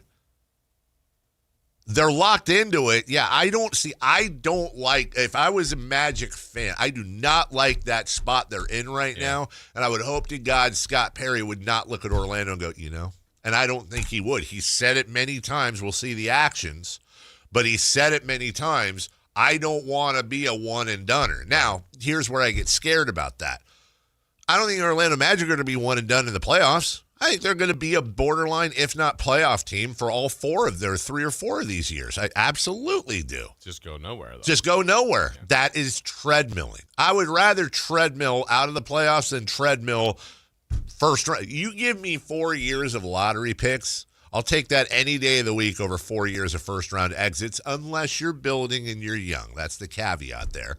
But if this Kings team, for example, if you told me right now that they could be in the first round, play OKC as an 8 seed, and we all know you give me a choice between that and the draft pick we're getting, I don't even think about it. That would actually be an interesting question for like the GMs, the 30 GMs. Would you rather have like a situation like that where you've identified some? I mean, you could argue have 2 to 3 All-Stars. Now it's they don't, but like Banchero, Wagner when healthy, Bane is close borderline. Would you rather have a situation like that where you're financially secure? You got your picks, but whatever. That's the kind of team you have, or one that is kind of trying to tear down to rebuild. Some probably were like, "Oh, I want the fresh start," but I don't know, because some teams have been able to go like, "Oh, I can just take one guy out and one guy here. I'd rather have the talent because I've already identified it," as opposed to drafting, hoping, that you get it. Maybe it's a generational thing. Maybe I've just been a Kings fan since '85, and I'm at that point in my life where I am tunnel vision on a championship. Right. And I know that sounds silly being a fan of a 22-win team. But again, I recognize we're not winning a title anytime soon. I recognize that there's a decent chance we won't win a title in my lifetime. But for me now, the days of, I just want to win more than we lose. I want to have some playoff fun. And I do. But if I think we have a ceiling, and if it's evident that we have a ceiling, that ceiling doesn't involve contending for a title, just contending. I shouldn't say championship. Contending for a title. What does contending for a title mean, Jason, this year? I'll give it to you. Detroit is contending for a title. Boston is contending for a title. I think the Knicks are contending for a title. I'll allow that the Cavs are contending for a title. And I might be stretching that. I think the Thunder are contending for a title. The Spurs and the Nuggets. And I might be being nice with the Cavs and the Nuggets because I do not think they're winning a title, but I will say that you're in the pile of contenders. Am I leaving anyone out? No, I'm glad you left one out on purpose. We didn't discuss this. Yeah. It's funny that I'm going to bring up this team, but if the Kings right now had the Lakers roster, and they were Sacramento Kings, so you have LeBron James, whether he's the greatest, top 5 player of all time. Luka, top 5 player in the league. Reeves, up-and-coming player. I don't think they can win a title this year, especially with the injuries right now. But even healthy, I'm like, I don't think they would. How would you feel about that team being a Sacramento Kings team? I mean, you were on TV all the time, a ton of focus. Like I said, you got one of the greatest players ever, right, along with one of the greatest players now. Mm-hmm. And there are a lot of people that think that team can win the thing. I don't. I don't at all. And you didn't mention them, and I'm not saying you're wrong for that. I do not believe they can win a title this year. But you also, so that's a classic one. I'm with you, but I would also go, they're a lot closer, though. Like a tweak here, I don't know who the player is, but they got the glue piece. They got Al Horford. Sure, I don't know. They got Draymond somehow in the offseason. You're like, now we're there. It just comes down to for that, the main question that you have to ask is, can an NBA team win a championship with Luka Doncic as their best player? And he was in the finals. He was in the finals with Dallas. And I think that's a blueprint. My second question would be, Luka Doncic is not 22 anymore. He's still young. Right. But I've always felt like Luka Doncic's career is going to be much like when you're watching a boxing match and they say, you got to get this guy. This guy's got to get him early because his cardio sucks. Like, if he doesn't win in the first 8 rounds, he's in deep water. I don't have a lot of confidence that the latter half of Luka's career is going to be. If I'm betting, it's not going to be LeBron's. It's not going to be LeBron's. It's going to be a lot of, this injury, that injury, whatever. Oh yeah, he's a big boy. That being said, watch. Maybe he's like a Luka or a Jokic type that just. You look at him and it's whatever, but here he is playing at 41, putting up triple. I don't know. Can Luka Doncic? Because looking at the Lakers, look, LeBron James making $52 million this year, and he's not signed next year. Right now, for me, it's like, well, that's a whole thing I want off my books. I want the circus gone. I want the whole thing gone.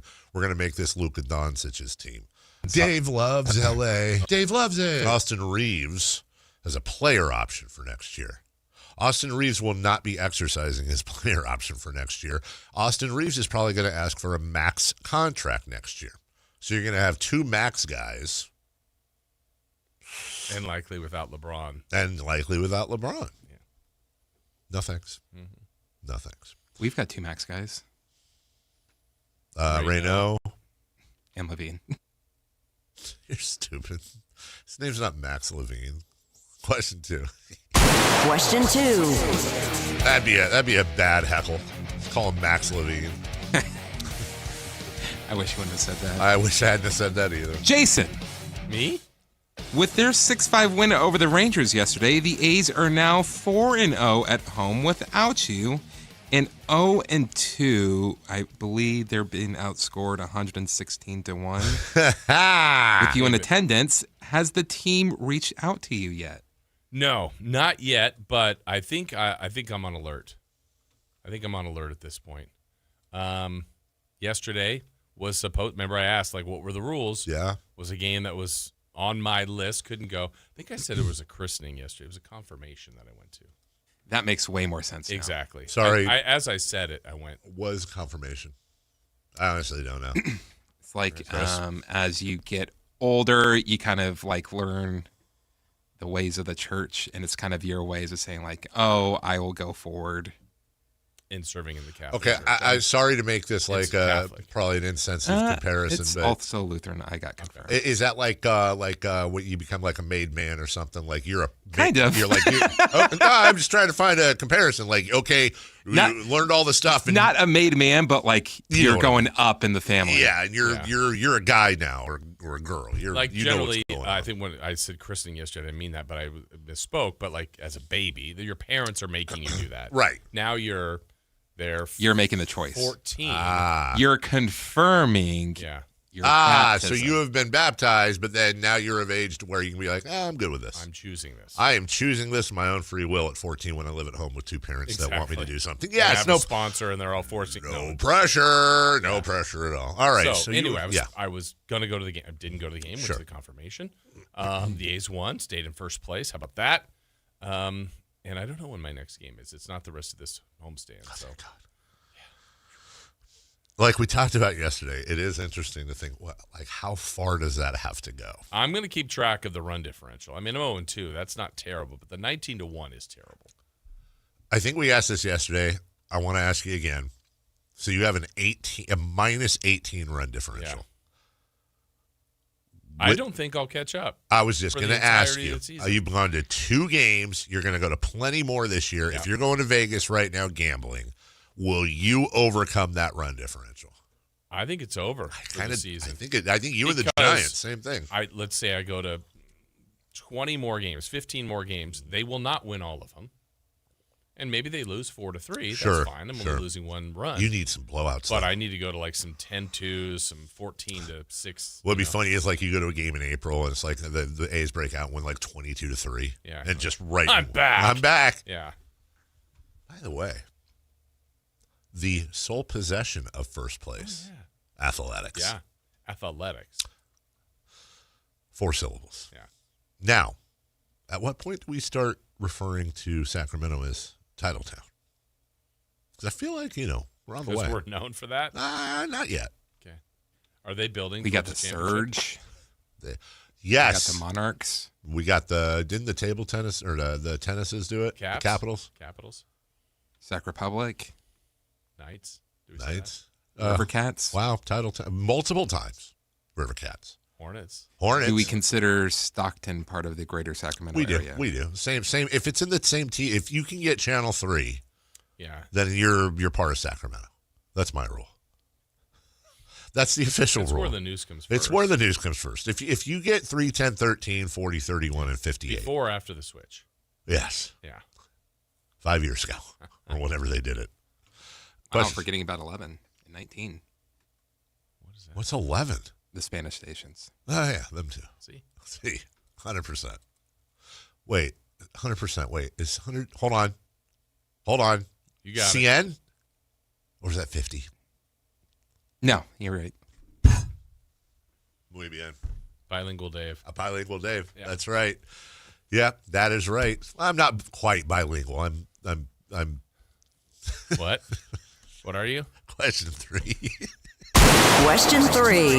Curious lingual? Yes. There you go. Kings GM Scott Perry will join us at 9 a.m. What is your biggest question for him? Boxers or briefs? What if we just hit him with that for the entirety of the interview? Just, would it be the last time, or would he be on every week? I honestly feel like he'd probably enjoy that more. He'd wonder what was going on. So there's no chance of you performing with Journey again? What are you streaming right now? Chris, were you doing the show? Were you with me? I don't think you were, because I want to say it was in middays or something way back. Don Geronimo days. Were you with me when we had Dana White on and there was a miscommunication? So there was a pay-per-view with George St. Pierre coming up on Sunday or that Saturday. And they told me that he didn't want any questions about that. And so I said, okay. So we did like a 20-minute interview. And I didn't ask him a single question about George St. Pierre or the pay-per-view.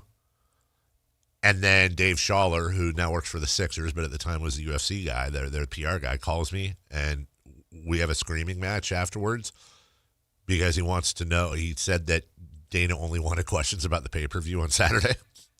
And not once. And he just rolled with it for 25 minutes. Wow. I didn't ask him a single. So you got your wires crossed. I even showed him the text I got, which said whatever it was, but they'd switched a word. And so his thing was nothing but, and you wanted nothing to do with it. Actually, that's nothing but questions. It was something like that where it was one word. I was in the right in the sense that that's how it read. Yeah. But then Schaller's point was like, why would he not want questions about a pay-per-view in 3 days? He got off the phone and he turned to me and he says, Dave, hi? What was that all about? What if you, I'm guessing you were thinking like, oh, is this not going to happen? Yeah, is there something that's going to go through? That's exactly what it was. Maybe St. Pierre there was an injury. There was public yet? 100% is what I thought. I just rolled, okay, fine, no problem. We'll talk about Ben Askren and Strike Force. It was hot dog or sandwich. Yeah, exactly. Anyways, with paint your bald spot. No, with Scott, I want to ask about Devin Carter. Okay. I didn't hear an exit interview with Devin. Yeah. I want his thoughts on that. I want to ask something along the lines of, I know everything I've ever heard him say is everything's a constant evaluation. Yeah. How do you evaluate a year that didn't go the way at least the intended plans were? right? I think there's a sub-question of that, too, honestly, Jason, is how far off did this year go from how you thought it was going to go? I wonder. Because to me, I think right now there's a positive evaluation of the young guys. Yeah. That's great. Yeah. There's a chance all the veterans are back. Yeah. That wasn't great. Right. And by circumstance. Right.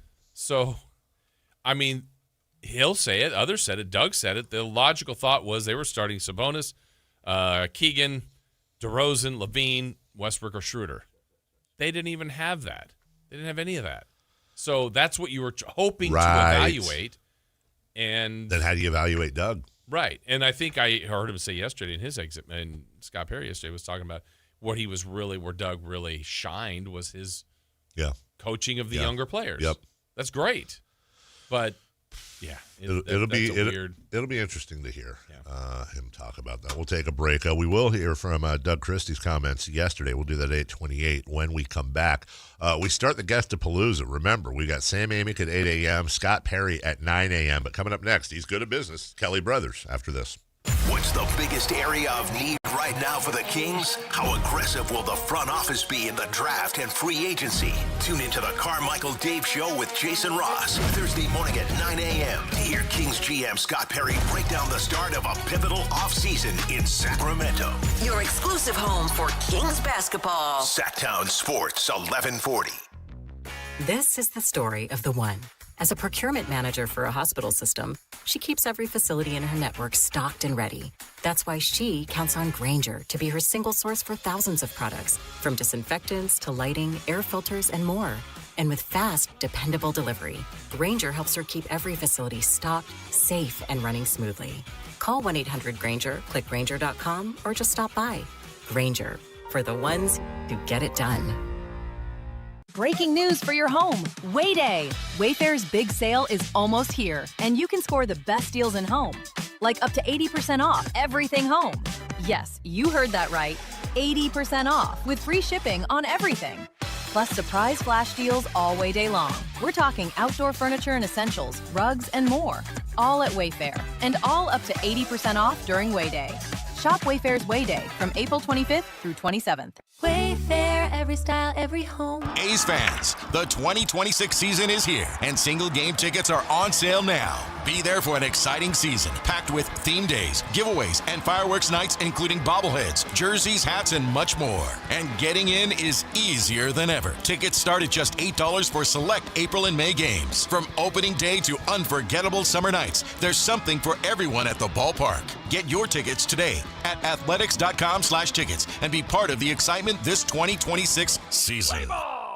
Card collectors know there's nothing as special as a rare one-of-one card. And now you can hear a very rare one-of-a-kind sports card show right here on Sactown Sports. Whitey Gleason here inviting you to join me and Mr. True Sports Cards himself, Imran Pilati, for the True Sports Card Show every Saturday morning at 10 on Sactown Sports. It's the only sports card radio show in the nation. For all your hobby needs, get to True Sports Cards, 6661 Stanford Ranch Road in Rockland. And for hobby, insight, and fun, join us for the True Sports Card Show Saturday mornings at 10 on Sactown Sports.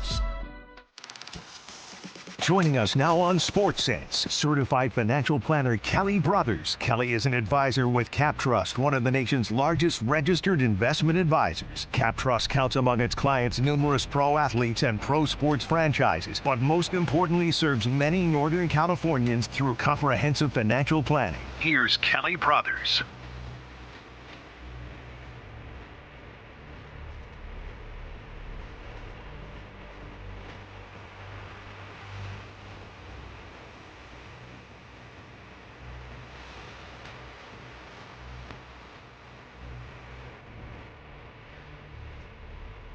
Welcome back. Joining us right now via phone, correct? Yes. Despite his efforts, because the software we use for video is did it go on vacation this week? Can you hear me? Yeah, we can hear you. Can you hear us? I can hear you. Hey. How are you? Hey. How are you, Kelly? I'm doing great, man. I'm doing great. Good to chat with you guys. And the Masters ratings were through the roof, and understandably so. Even with CBS completely screwing up the 18th hole, which was just amazing. I wouldn't be shocked if heads rolled over that. That was so bad. But the ratings were good. The one thing I wanted to mention about Rory is I hope that that Rory's system here doesn't harm the PGA Tour. What I mean by that is once you have these golfers who reach the pinnacle of their sport, they don't give a hoot about the Valspar Championship, the Texas Children's Houston Open, the Valero Texas Open. And he came out and said it. He said, I don't like those tournaments. So he just stayed at home, brought his daughter to school, flew to Augusta, played practice rounds, and got home by dinner. And, if you suddenly have your top 3 or 4 golfers doing that before every major, which would make complete sense, because the majors are all that matter once you get to his level or Scotty Scheffler's level.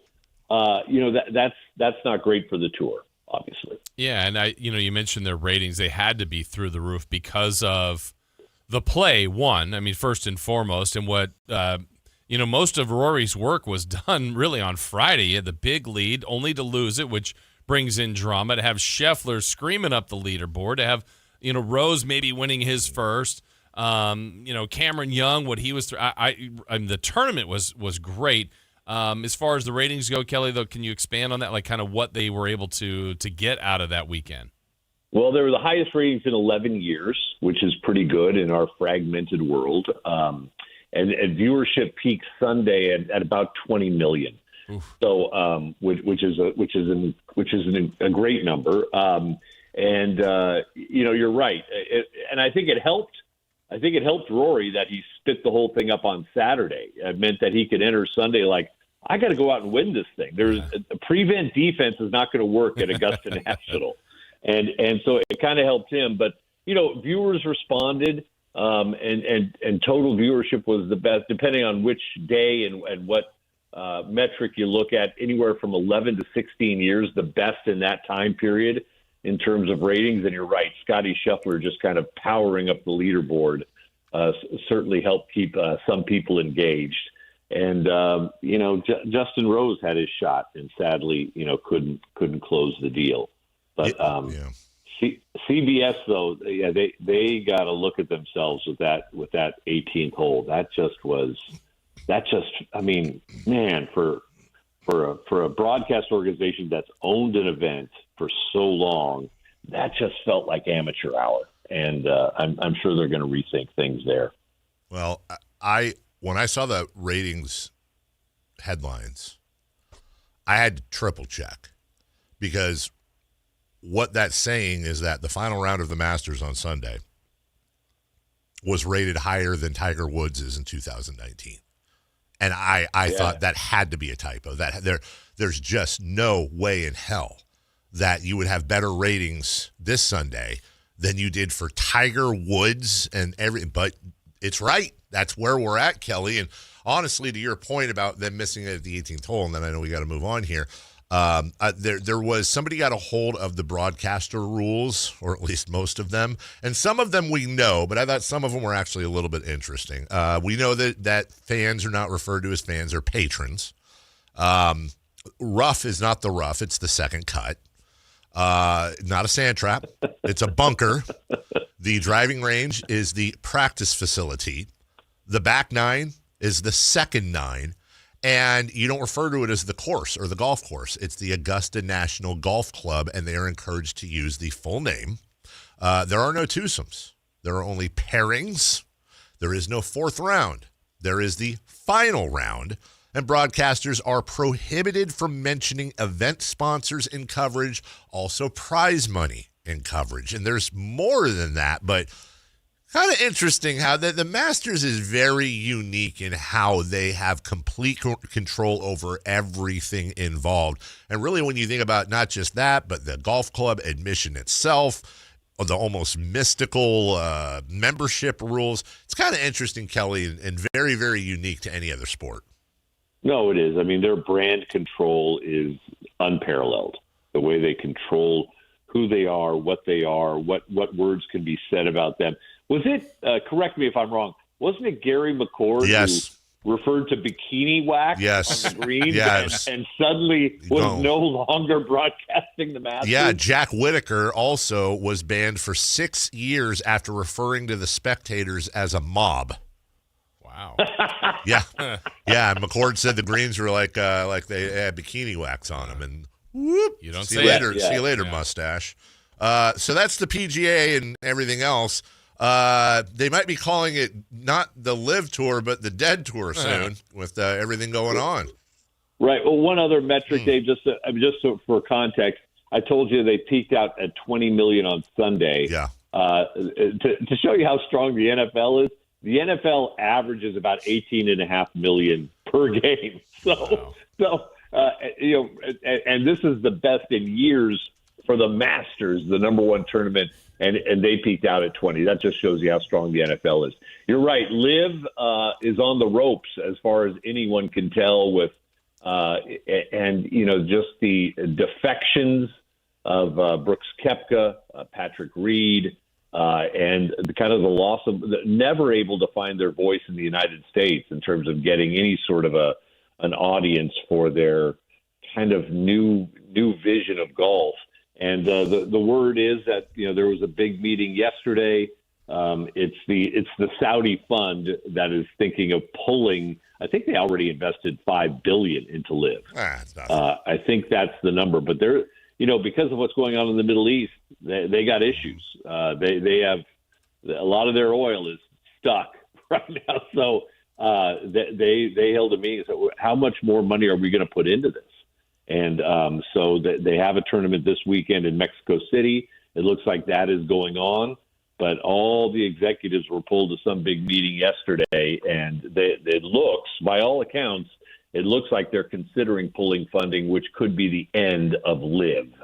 If I'm in the PGA right now, I'm thinking, all right, what are the rules we're setting up to bring these folks back in? And what are we going to charge them to rejoin the PGA Tour after their act of betrayal? Yeah, that's what I wanted to ask, because, logically you go, yes, we want all these names back, of course, but you did leave us. That'll be interesting to see what the PGA's plan is for that. Yeah, and they're already kind of working through Brooks Koepka as he he's going to pay millions of dollars to rejoin the tour. Now, a big chunk of that is a charitable donation to a charity associated with the PGA Tour, and that makes it tax deductible, which is nice. But they will be millions of dollars. And you think back now on, Rory McIlroy. They came hard after Rory, mm-hmm. And to his credit, he stuck with the PGA Tour, and of course, as the PGA recapitalized, they were trying to figure out ways to put some money in the pockets of the really good golfers who did not, move over to Liv. So, the PGA looked like it was on the ropes a few years ago, 3 years ago, when Liv just started plucking, some of the best golfers in the world.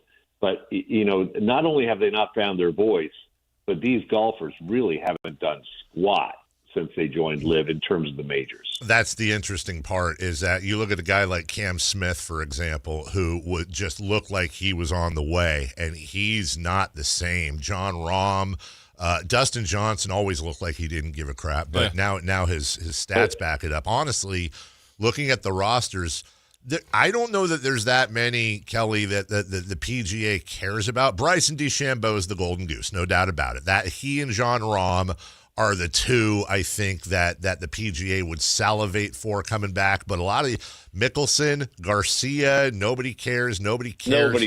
Maybe Terrell Hatton, Bubba Watson, Lee Westwood, too old. Cam Smith, nothing. Just PGA's doing fine. The PGA's doing fine. And yes, I think for them, even more than I mentioned, look, Jon Rahm's, I think, a better golfer than Bryson DeChambeau overall. Certainly had a better career.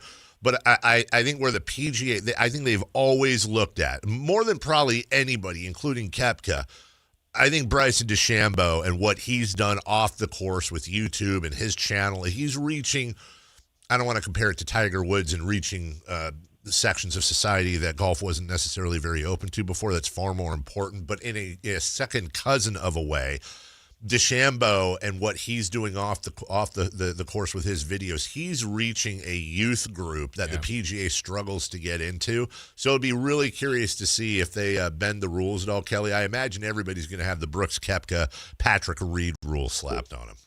Yeah, and even going into the Masters, there was a lot of talk from Liv that Bryson DeChambeau is going to compete for the Masters. He wasn't close. He didn't make the cut, did he? Or did he? I don't think if he did, he missed it on the 18th. That's right. I think he missed it on the 18th on 2. So he didn't make it. And then, at the Masters, you had Tom Watson scolding the PGA for even allowing live defectors to return. Basically saying they should have a lifetime ban, and if not, at least force them to spend a year on the Korn Ferry Tour playing AAA before they come back to the PGA Tour. I actually don't hate that. Honestly, I don't hate that. You want to come back? Cool, no problem. We're not even going to fine you. You're going back to the Korn Ferry Tour. You have to work your way up. Number one, that's a great punishment. Secondly, going to put a lot of love into the Korn Ferry Tour. The only drawback is you're going to have some young kids on the Korn Ferry Tour that, John Rahm's on the Korn Ferry. Good luck, dude. All right, we got to go. Sorry, we're way late, and we're talking golf, Kelly, and, we could do that. I know. But it's now that the PGA's in the catbird seat, it's like, all right, what do they ask of these players who left them? Yeah. And now want to come back, slinking back to the PGA Tour. So anyway, great drama.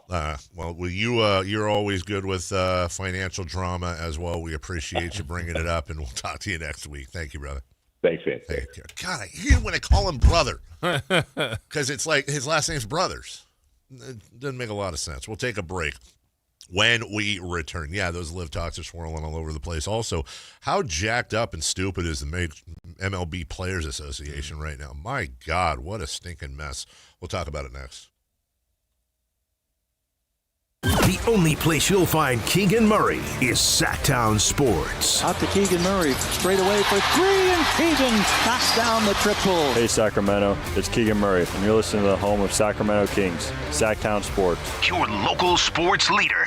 Your business moves fast. Your bank should keep up. At Valley Strong Credit Union, business banking is built for momentum with tools that help you manage cash flow, streamline payments, and fuel growth. Right now, there's never been a better time to switch. Open a new Valley Strong business account and get 3 months of business banking products and services free, up to $750 in value to power your next big move. Because when your business runs stronger, the whole Valley does too. Valley Strong Credit Union. Grow your business, grow your future at valleystrong.com/business. If your business depends on reliable vehicles, it's time to upgrade your fleet at myelkgrovechevrolet.com. We specialize in fleet pricing, bulk discounts, and fast approvals, so your team stays on the road and on the job. From work trucks and vans to fuel-efficient sedans and SUVs, we have the inventory, service, and financing to keep your business moving. Call or visit myelkgrovechevrolet.com today and ask about exclusive fleet savings. myelkgrovechevrolet.com, driving business forward. This is the story of the one. As a maintenance tech at a university, he knows ordering from multiple suppliers takes time away from keeping their arena up and running. That's why he counts on Grainger to get everything he needs, from lighting and HVAC parts to plumbing supplies, all in one place. And with fast, dependable delivery, he's stocked and ready for the next tip-off. Call 1-800-GRAINGER, click Grainger.com, or just stop by. Grainger, for the ones who get it done. A multi-billion-dollar settlement is paying claims for up to 21 years. If you were exposed to weed killers at work or at home, your rights are affected. If you or your family has or had non-Hodgkin lymphoma, you could receive $6,000 to $165,000 or more. This settlement impacts you even if you're not sick, because this blood cancer can take 10 to 15 years to appear. If you stay in the settlement, you give up your right to sue. Learn more at weedkillerclass.com or call 888-403-8201. Paid for by the Roundup Settlement. Country in the Park is back. May 8th and 9th at Cal Expo. Miranda Lambert, John Party, Chris Young, Turnpike Troubadours, Dylan Scott, and more. Line dancing, live DJs, mechanical bulls, huge festival area, and food trucks. Tickets start at only $68. Country in the Park, May 8th and 9th at Cal Expo with N&S Tractor and Case Construction and Courtyard by Marriott Sacramento Cal Expo. More info at CITVFest.com. With Popeye's new $6 faves menu, you can get this 3-piece chicken, this 3-piece tenders, this chicken sandwich, or these 2 regular sides for just $6 a piece.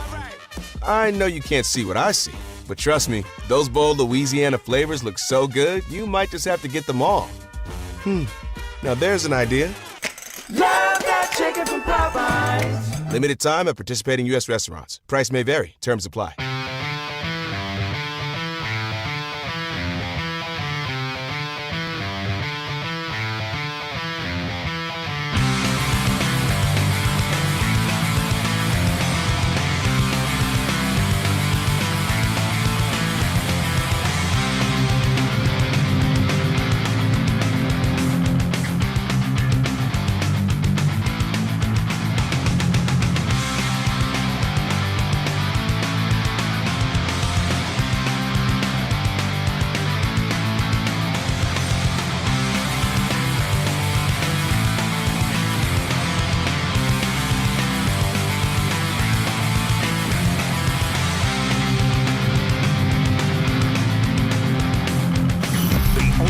In the morning to get your sports fix. Live and local. The Carmichael Dave Show with Jason Ross.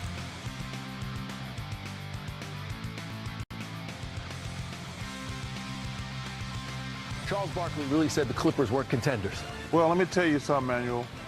I've been poor, I've been rich, I've been fat, I've been skinny, I've been old, I've been in the Hall of Fame, and one thing I can always tell you, the Clippers have always sucked.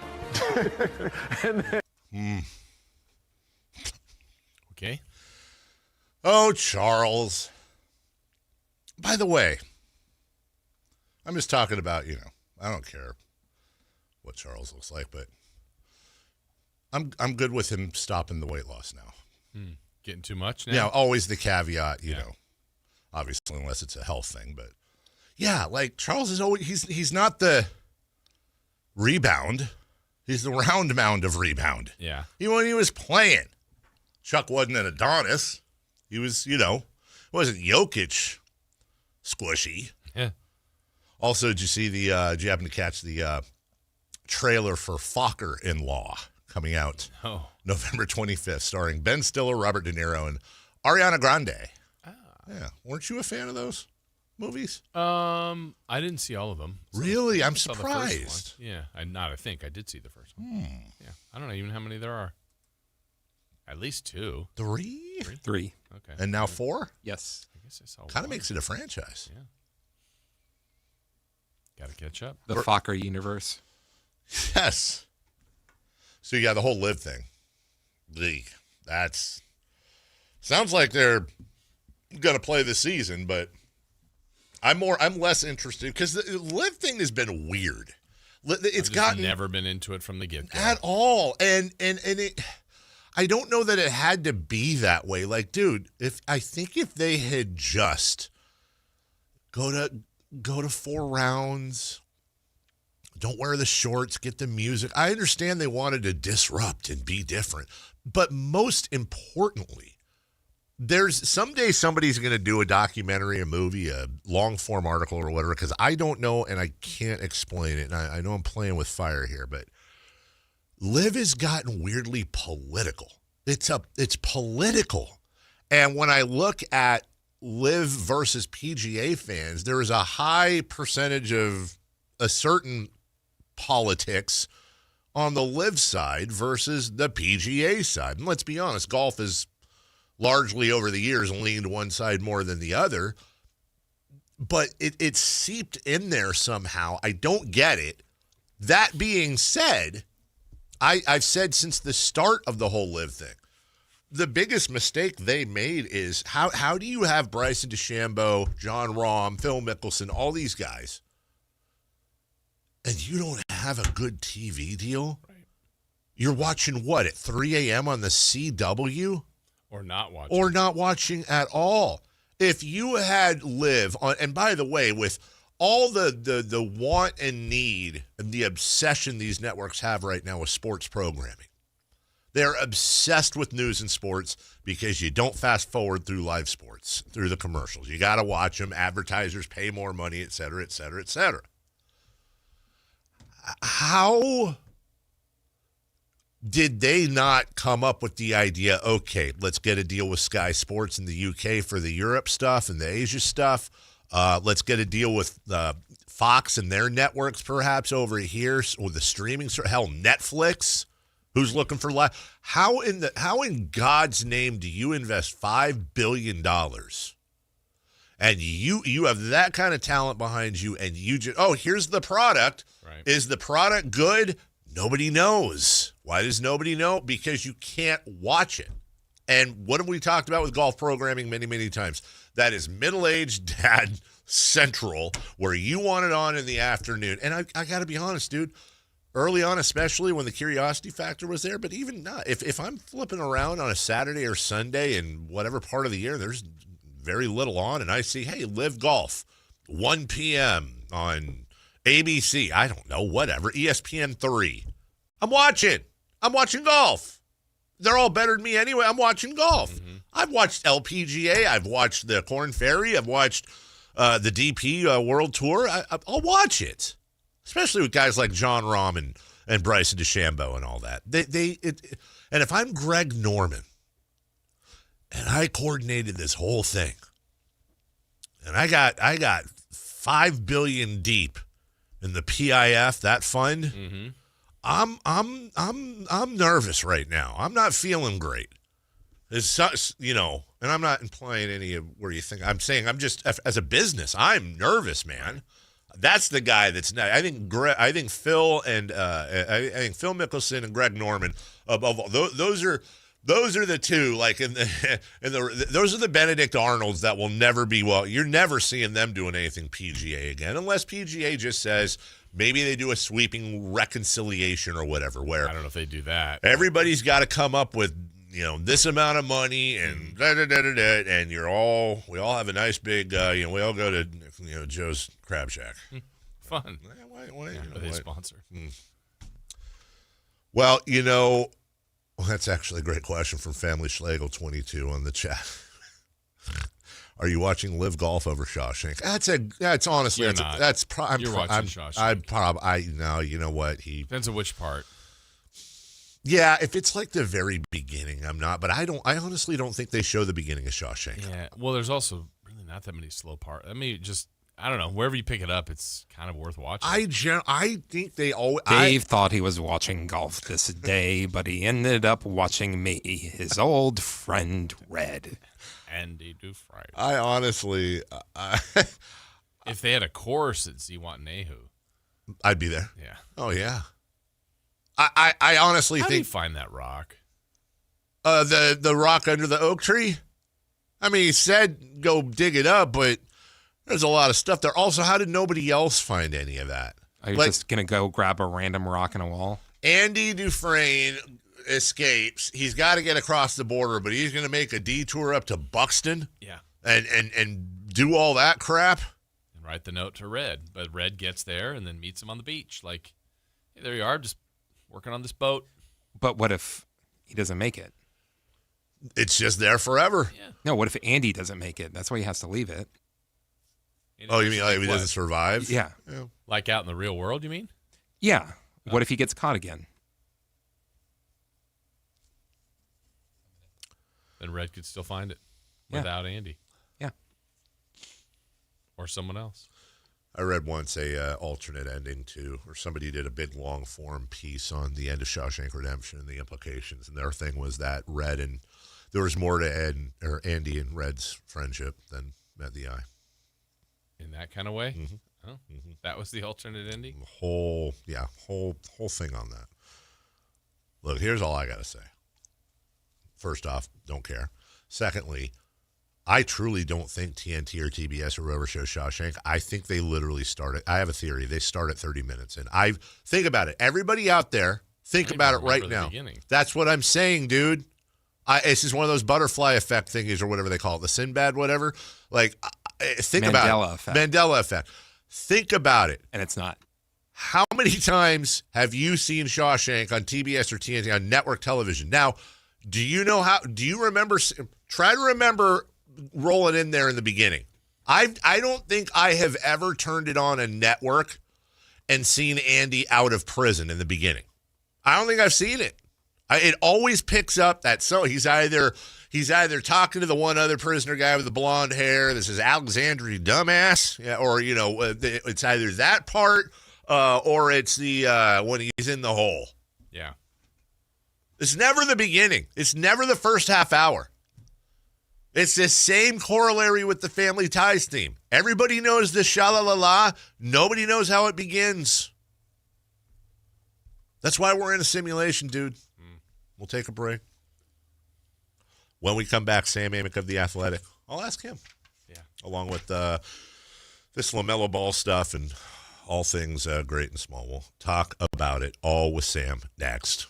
What's the biggest area of need right now for the Kings? How aggressive will the front office be in the draft and free agency? Tune into the Carmichael Dave Show with Jason Ross, Thursday morning at 9 a.m. to hear Kings GM Scott Perry break down the start of a pivotal offseason in Sacramento. Your exclusive home for Kings basketball. Sactown Sports 1140. This is the story of the one. As a safety manager at a manufacturing plant, he does everything he can to keep his coworkers safe. From finding ways to reduce risks to keeping safety supplies in stock. And for that, he relies on Grainger. Grainger offers a broad range of quality products and next-day delivery, so he can always play it safe. Call 1-800-GRAINGER, click Grainger.com, or just stop by. Grainger, for the ones who get it done.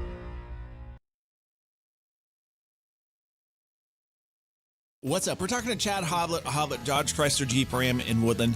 What's happening for the Declaration of Deals sales event?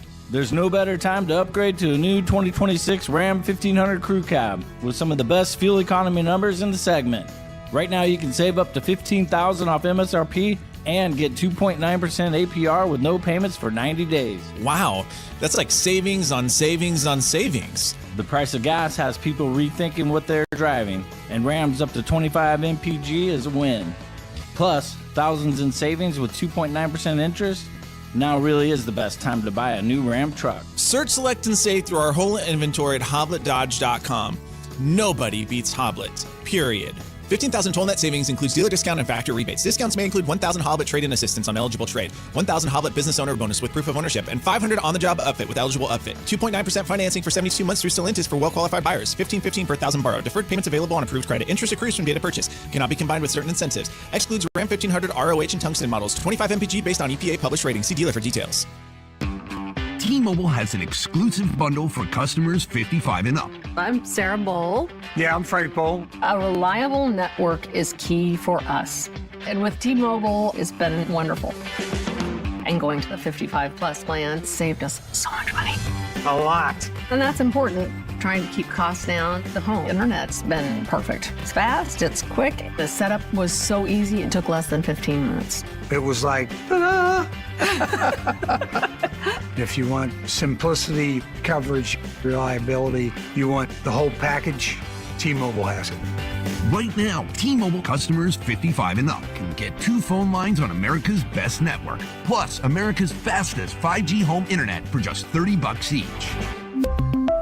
$30 per month each line with autopay plus taxes and fees. Minimum age 55. Pricing for home internet rely on 2 lines of essentials. Choice 55. $35 connection charge per line required. Best mobile network and fastest 5G home internet based on analysis by Oak Cliff Speed Test Intelligence Data 2H 2025. All rights reserved. Buying golf gear is easy. Buying the right golf gear, well, that's different. At Hagen Oaks, they don't just sell equipment, they fit your entire game. With TrackMan technology in the Player Performance Studio, your clubs are matched to your swing. Ping's Ballnamic Fitting helps you find the golf ball that performs best for you. Hagen Oaks Putter Fitting Studio dials in your stroke, and FootJoy's 3D foot scanner finds correct shoe size for your feet. It's a smarter way to play better golf. Total Game Fitting at the Hagen Oaks Golf Super Shop, Fulton Avenue at Business 80.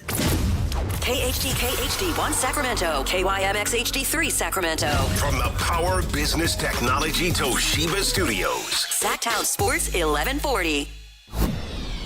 The Carmichael Dave Show. He's on the microphone when he's not on the microphone. He's playing a song, and when he's not playing a song, he's on the microphone, and then boom! With Jason Ross. No, he didn't. Yes, he did.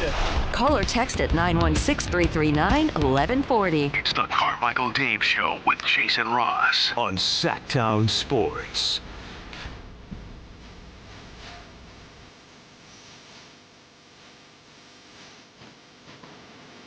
Welcome back. Sam Amick will join us in some capacity at some point. Jason. Yes. The worst trade in NBA history, they're calling it. The Clippers and Paul George. And that wraps up sort of this year. Just to remind you, the Clippers gave up a bunch of stuff that ended up being or already was.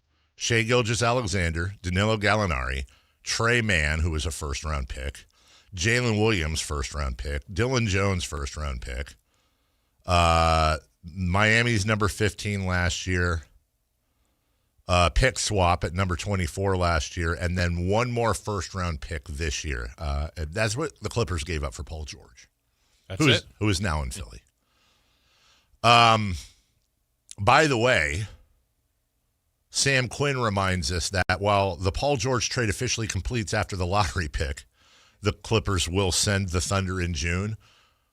The Clippers still owe the Thunder another pick on top of that trade because of the James Harden deal. So we're going to do all this again next year.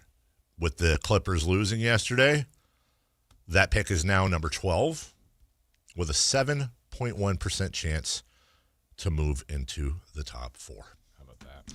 Joining us right now from The Athletic. I'm wearing the hat and everything. Sam Amick. Good morning, Sam. Man, I brushed my hair for a reason. What a disappointment. Well, apparently nobody told us, but our video equipment is on vacation this week. It started last week. It was weird. I don't know. They switched Sam, all I can tell you is they switched the thing we use. Switched the samples. They're asking for Provasic. And it sucks. It just sucks, and there's nothing we can do about it. So sorry to you and sorry to the listeners, but here we are. How are you? I'm good, my friends. How are you guys doing? Great. Before we get started, this is just for the guy on YouTube that likes to fast forward. Sam, you're a middle-aged man like we are, so therefore you almost certainly have a predisposition to watching on occasion Shawshank Redemption when it's on network TV. Is that true? Yes, and I was listening to the show before coming on, so okay. I'm up to speed. Do you recall ever a time turning it on and it's in the first half hour?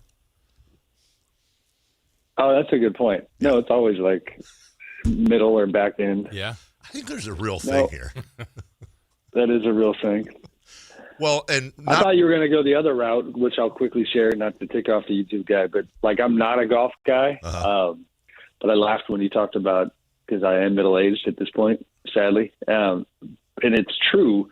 Like, even though I'm beyond a golf casual, I think somewhat recently the forces have started to pull me in. You know, I watched the Masters. I've watched a season and a half of Full Swing on Netflix, which is like a great like table setter for the casuals because you get to learn who everybody is.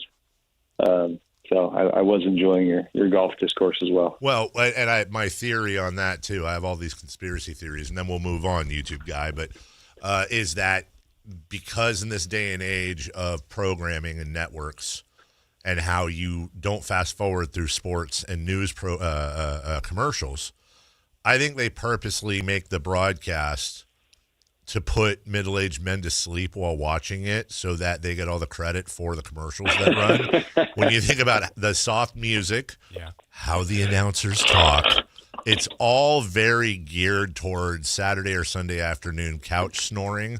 I think that's actually a real thing they do, Sam. That's genius. It's like we will get control of your television, yes. and then we will sends you nighty-night. Yes. And we get the ratings. And Jason, it's actually amazing. And there's a nation of dads yelling at their kids at some point, going, "I was watching that!" Right. And then they go right back to sleep. That's when they wake up as soon as you touch the remote. They get jarred awake and fall off the couch. Right. Yeah. Put it back. Put it back. Yeah. Well, go ahead. No, you go ahead. I've been. Oh, okay. Okay, go ahead. Sam Amick from The Athletic. That's right. Joining us here. Sam, I know we're going to get into the playoffs and all that. I do want to ask you about the Kings, because the one bit of news for them in a season where they're now done was that Doug Christie will be coming back. I think the last time we talked, we weren't 100% sure of that. Things were kind of pointing towards that. Then you did report that last week. Yeah, well done, Sam. Thanks. Thanks for taking that scoop. Appreciate it. Go ahead. You were trying to get that one, Dave? You know what? Remind me off air to talk to you about a conversation I had about that, but that's not on air stuff. Go ahead.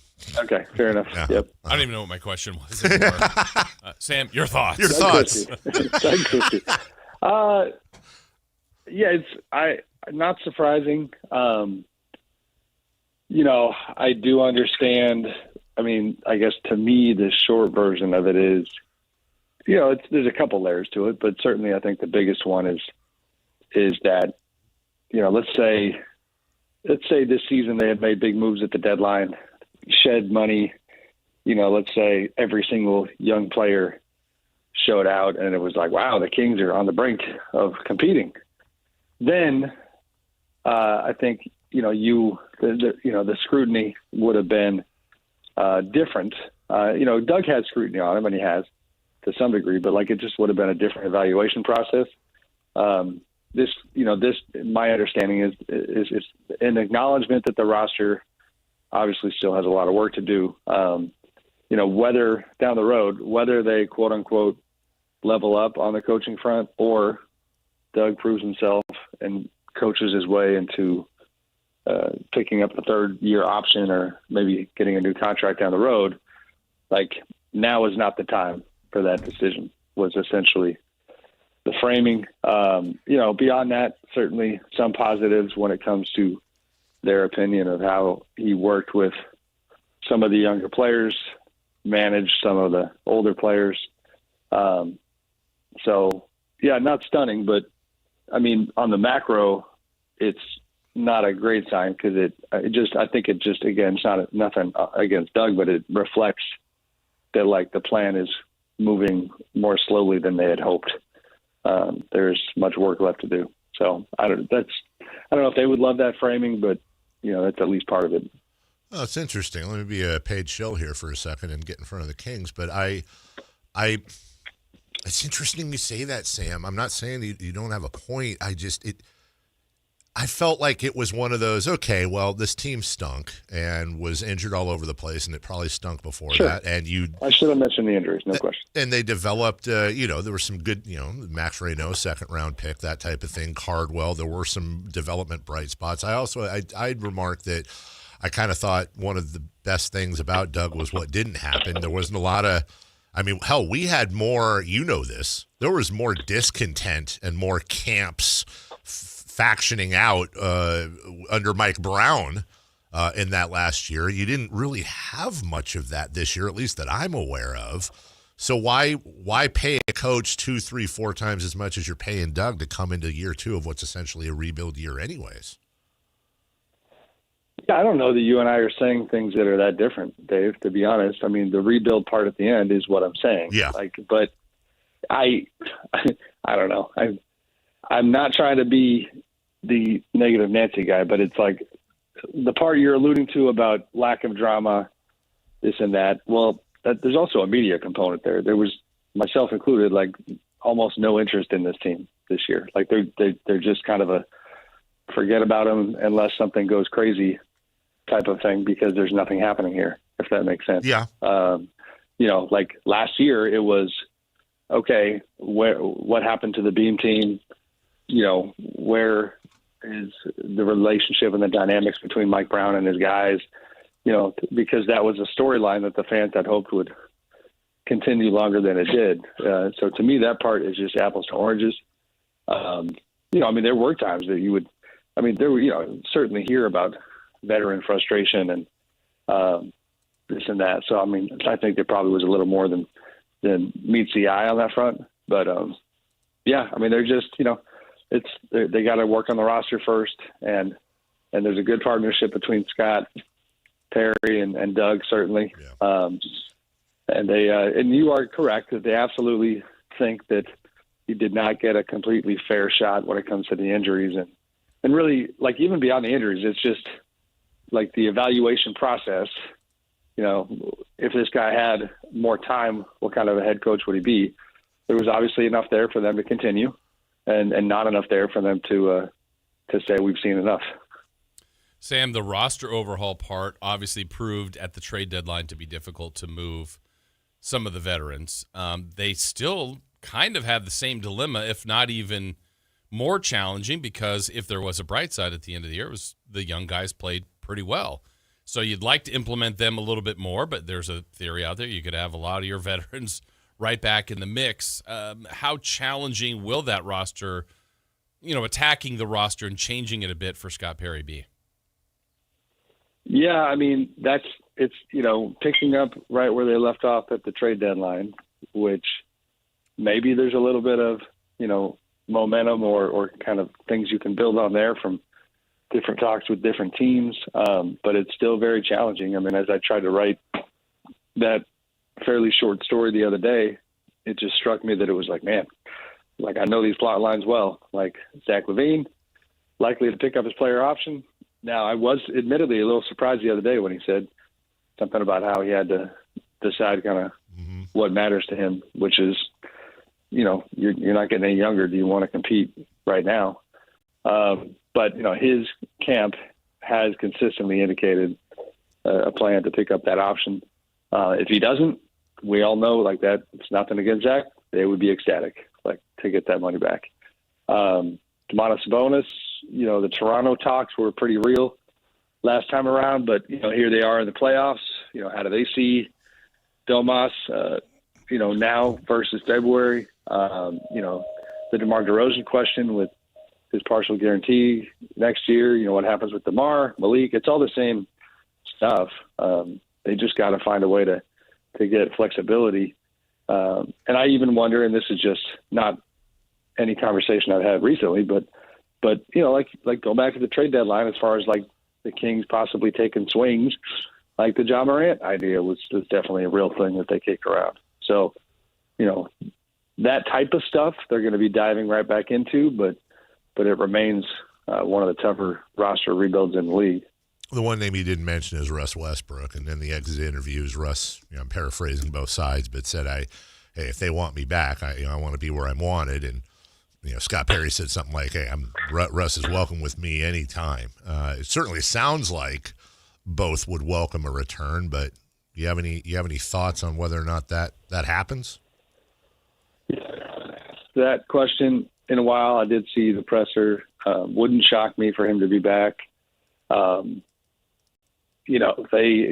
This is probably more big picture than you guys are looking to get into. But with Russ, I have talked to people a lot recently about, like, I'm just fascinated by the older player experience in the NBA right now, and how all these all-time greats, which certainly Russ is one, have just different pathways towards like late career fulfillment. You know what I mean? Like it's just so interesting. In fact, shameless athletic plug, my buddy Nick Friedel had a good piece with Steph Curry and Kevin Durant yesterday talking about, their kind of late chapter experience. So it's just Steph and KD and LeBron and James Harden and Russ, DeMar, some of them contending for titles, some of them, Russ is the opposite end of that spectrum, which is, not to speak for him, I would never do that, but I've covered him with the Clippers, with the Lakers, with the Nuggets, and it was like, okay, the whole sacrifice for the ring thing has its own complications when you have to minimize your role, and and this is different. This is, you're competing, but you are not in a team-wide competitive situation on most nights. But it's fascinating to me that it seems like Russ has settled into that, and found some fulfillment with that experience. So, yeah, it wouldn't shock me if he was back at all. Sam, one of those veterans across the league last night, Al Horford, unbelievable performance in the fourth quarter, 4 for 4. Man, that was an old man game for the ages. Wasn't it? Yeah. I mean, the plays he made, the plays Steph made, the plays Draymond made, and the plays that Kawhi wasn't able to make because of Draymond. I got to admit, when the Warriors were here last week, I was like, yeah, there's no shot. I just didn't see it in them. They saved their best for that last about 7 minutes of that game. And I feel like they got a shot to beat Phoenix and get into this postseason. What did you make of what you saw from kind of a proud once champion finding some good basketball in the last 10 minutes or so? Well, selfishly, which why not? I'll start with the selfish stuff. Yeah, the Warriors, for the longest time, you think about it, I've been a national writer since 2010. And during most of that time, a big part of my job for almost 2 months during the playoffs was to cover the playoffs. And it's fun, but it's a ton of travel. So the Warriors, for the longest time, have provided some relief on that front because, ideally it'd be the Kings going deep in the playoffs for my own travel purposes. But the Warriors were always there to help me not get on a plane in the first round of the playoffs very often. All of which is to say that just for selfish professional reasons only, I would be just fine if the Warriors push through and are playing OKC in the first round. Now, with that out of the way, it was just an epic, entertaining, fun, just neat basketball experience. You got Kawhi Leonard on one side, just long-time foil of these guys, and just an all-time great in his own right. But to see, Steph, by the way, I told my youngest son this, it's an incredibly high standard, but his fitness and his body are usually in such incredible form and shape that I was telling my son, I was like, it's crazy to say this, but you can tell he's a little chubby after the 2 months on the shelf, and he's not up to his Steph standards because of the knee injury. And still he's out there doing magical things. Draymond, all I could think about when he's shutting Kawhi down in the fourth quarter is that, he and I talked earlier in the season about he desperately wants a 10th all-defensive team selection this year. And because he would become one of, I think, 6 guys ever to have it. And it's like Michael and Scotty and Kareem and, Wilt. Like, it's just incredible. Bill. But, that game doesn't actually count for the voting, and it's not supposed to. But I'm going, Draymond might have just helped this case. And then, Al Horford, it was hilarious. The cameras are showing Al, and they're talking about his age, and Candace Parker's making a funny joke about how they're the same age. And they're just like, but he looks young. And the cameras literally are coming from up top and just featuring his bald spot. So, it was wild. They got it done. And I kind of love, I really love, with Steve Kerr, just the kind of person he is, I think it's so cool that a guy who's accomplished that much has no shame sitting up there and saying this feels like a championship for us.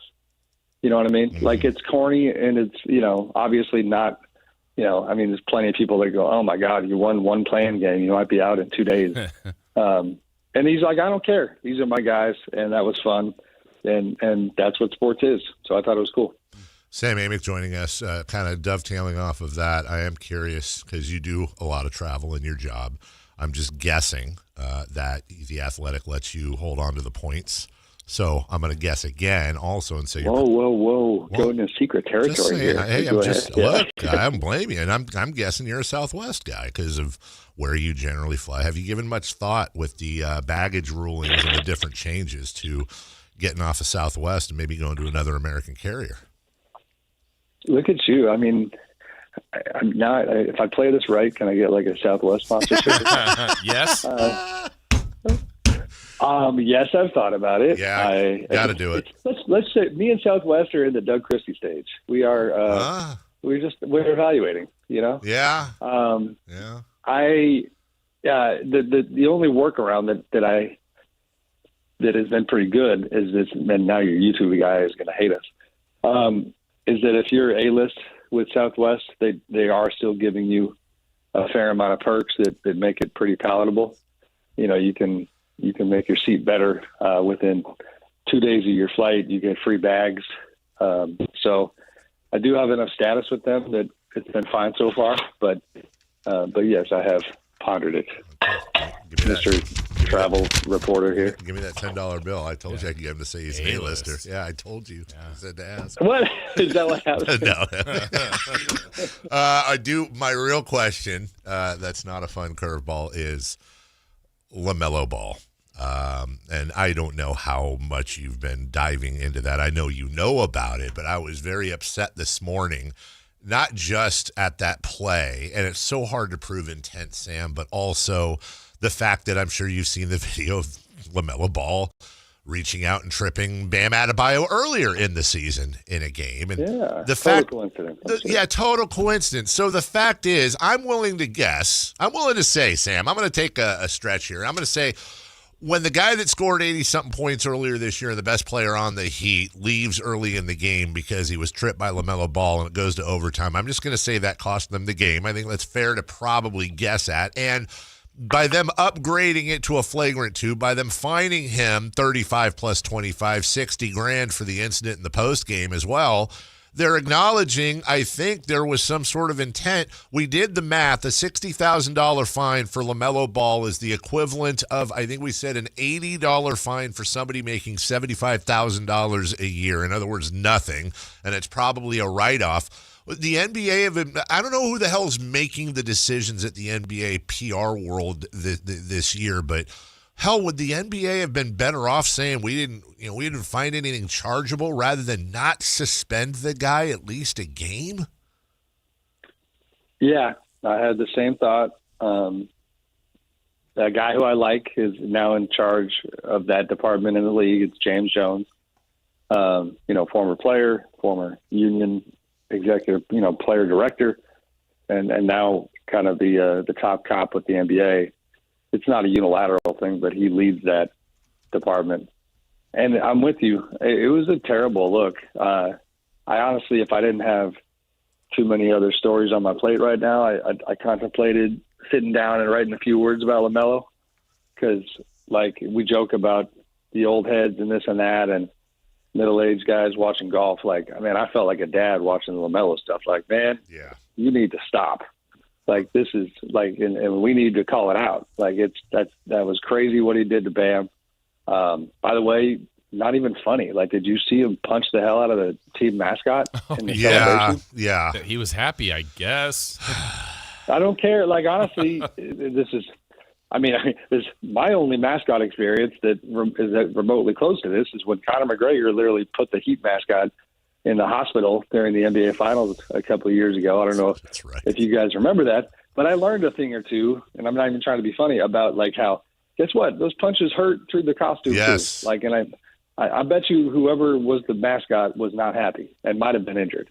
And it also was just what are you doing, man? And this is the same guy that, that is a total, just menace to society on the roads in Charlotte, apparently. Yes. Well known. He's just, well known. And this one is a little more lighthearted. I did laugh. Somebody had a clip about LaMelo talking to the Hornets, broadcaster, and it's a good-looking young woman, and it was his speech gets a lot better when he talks to her. This is amazing. He's just a weird guy, man, and he just seems to. I don't know. I shouldn't continue killing him, but it frustrated me. I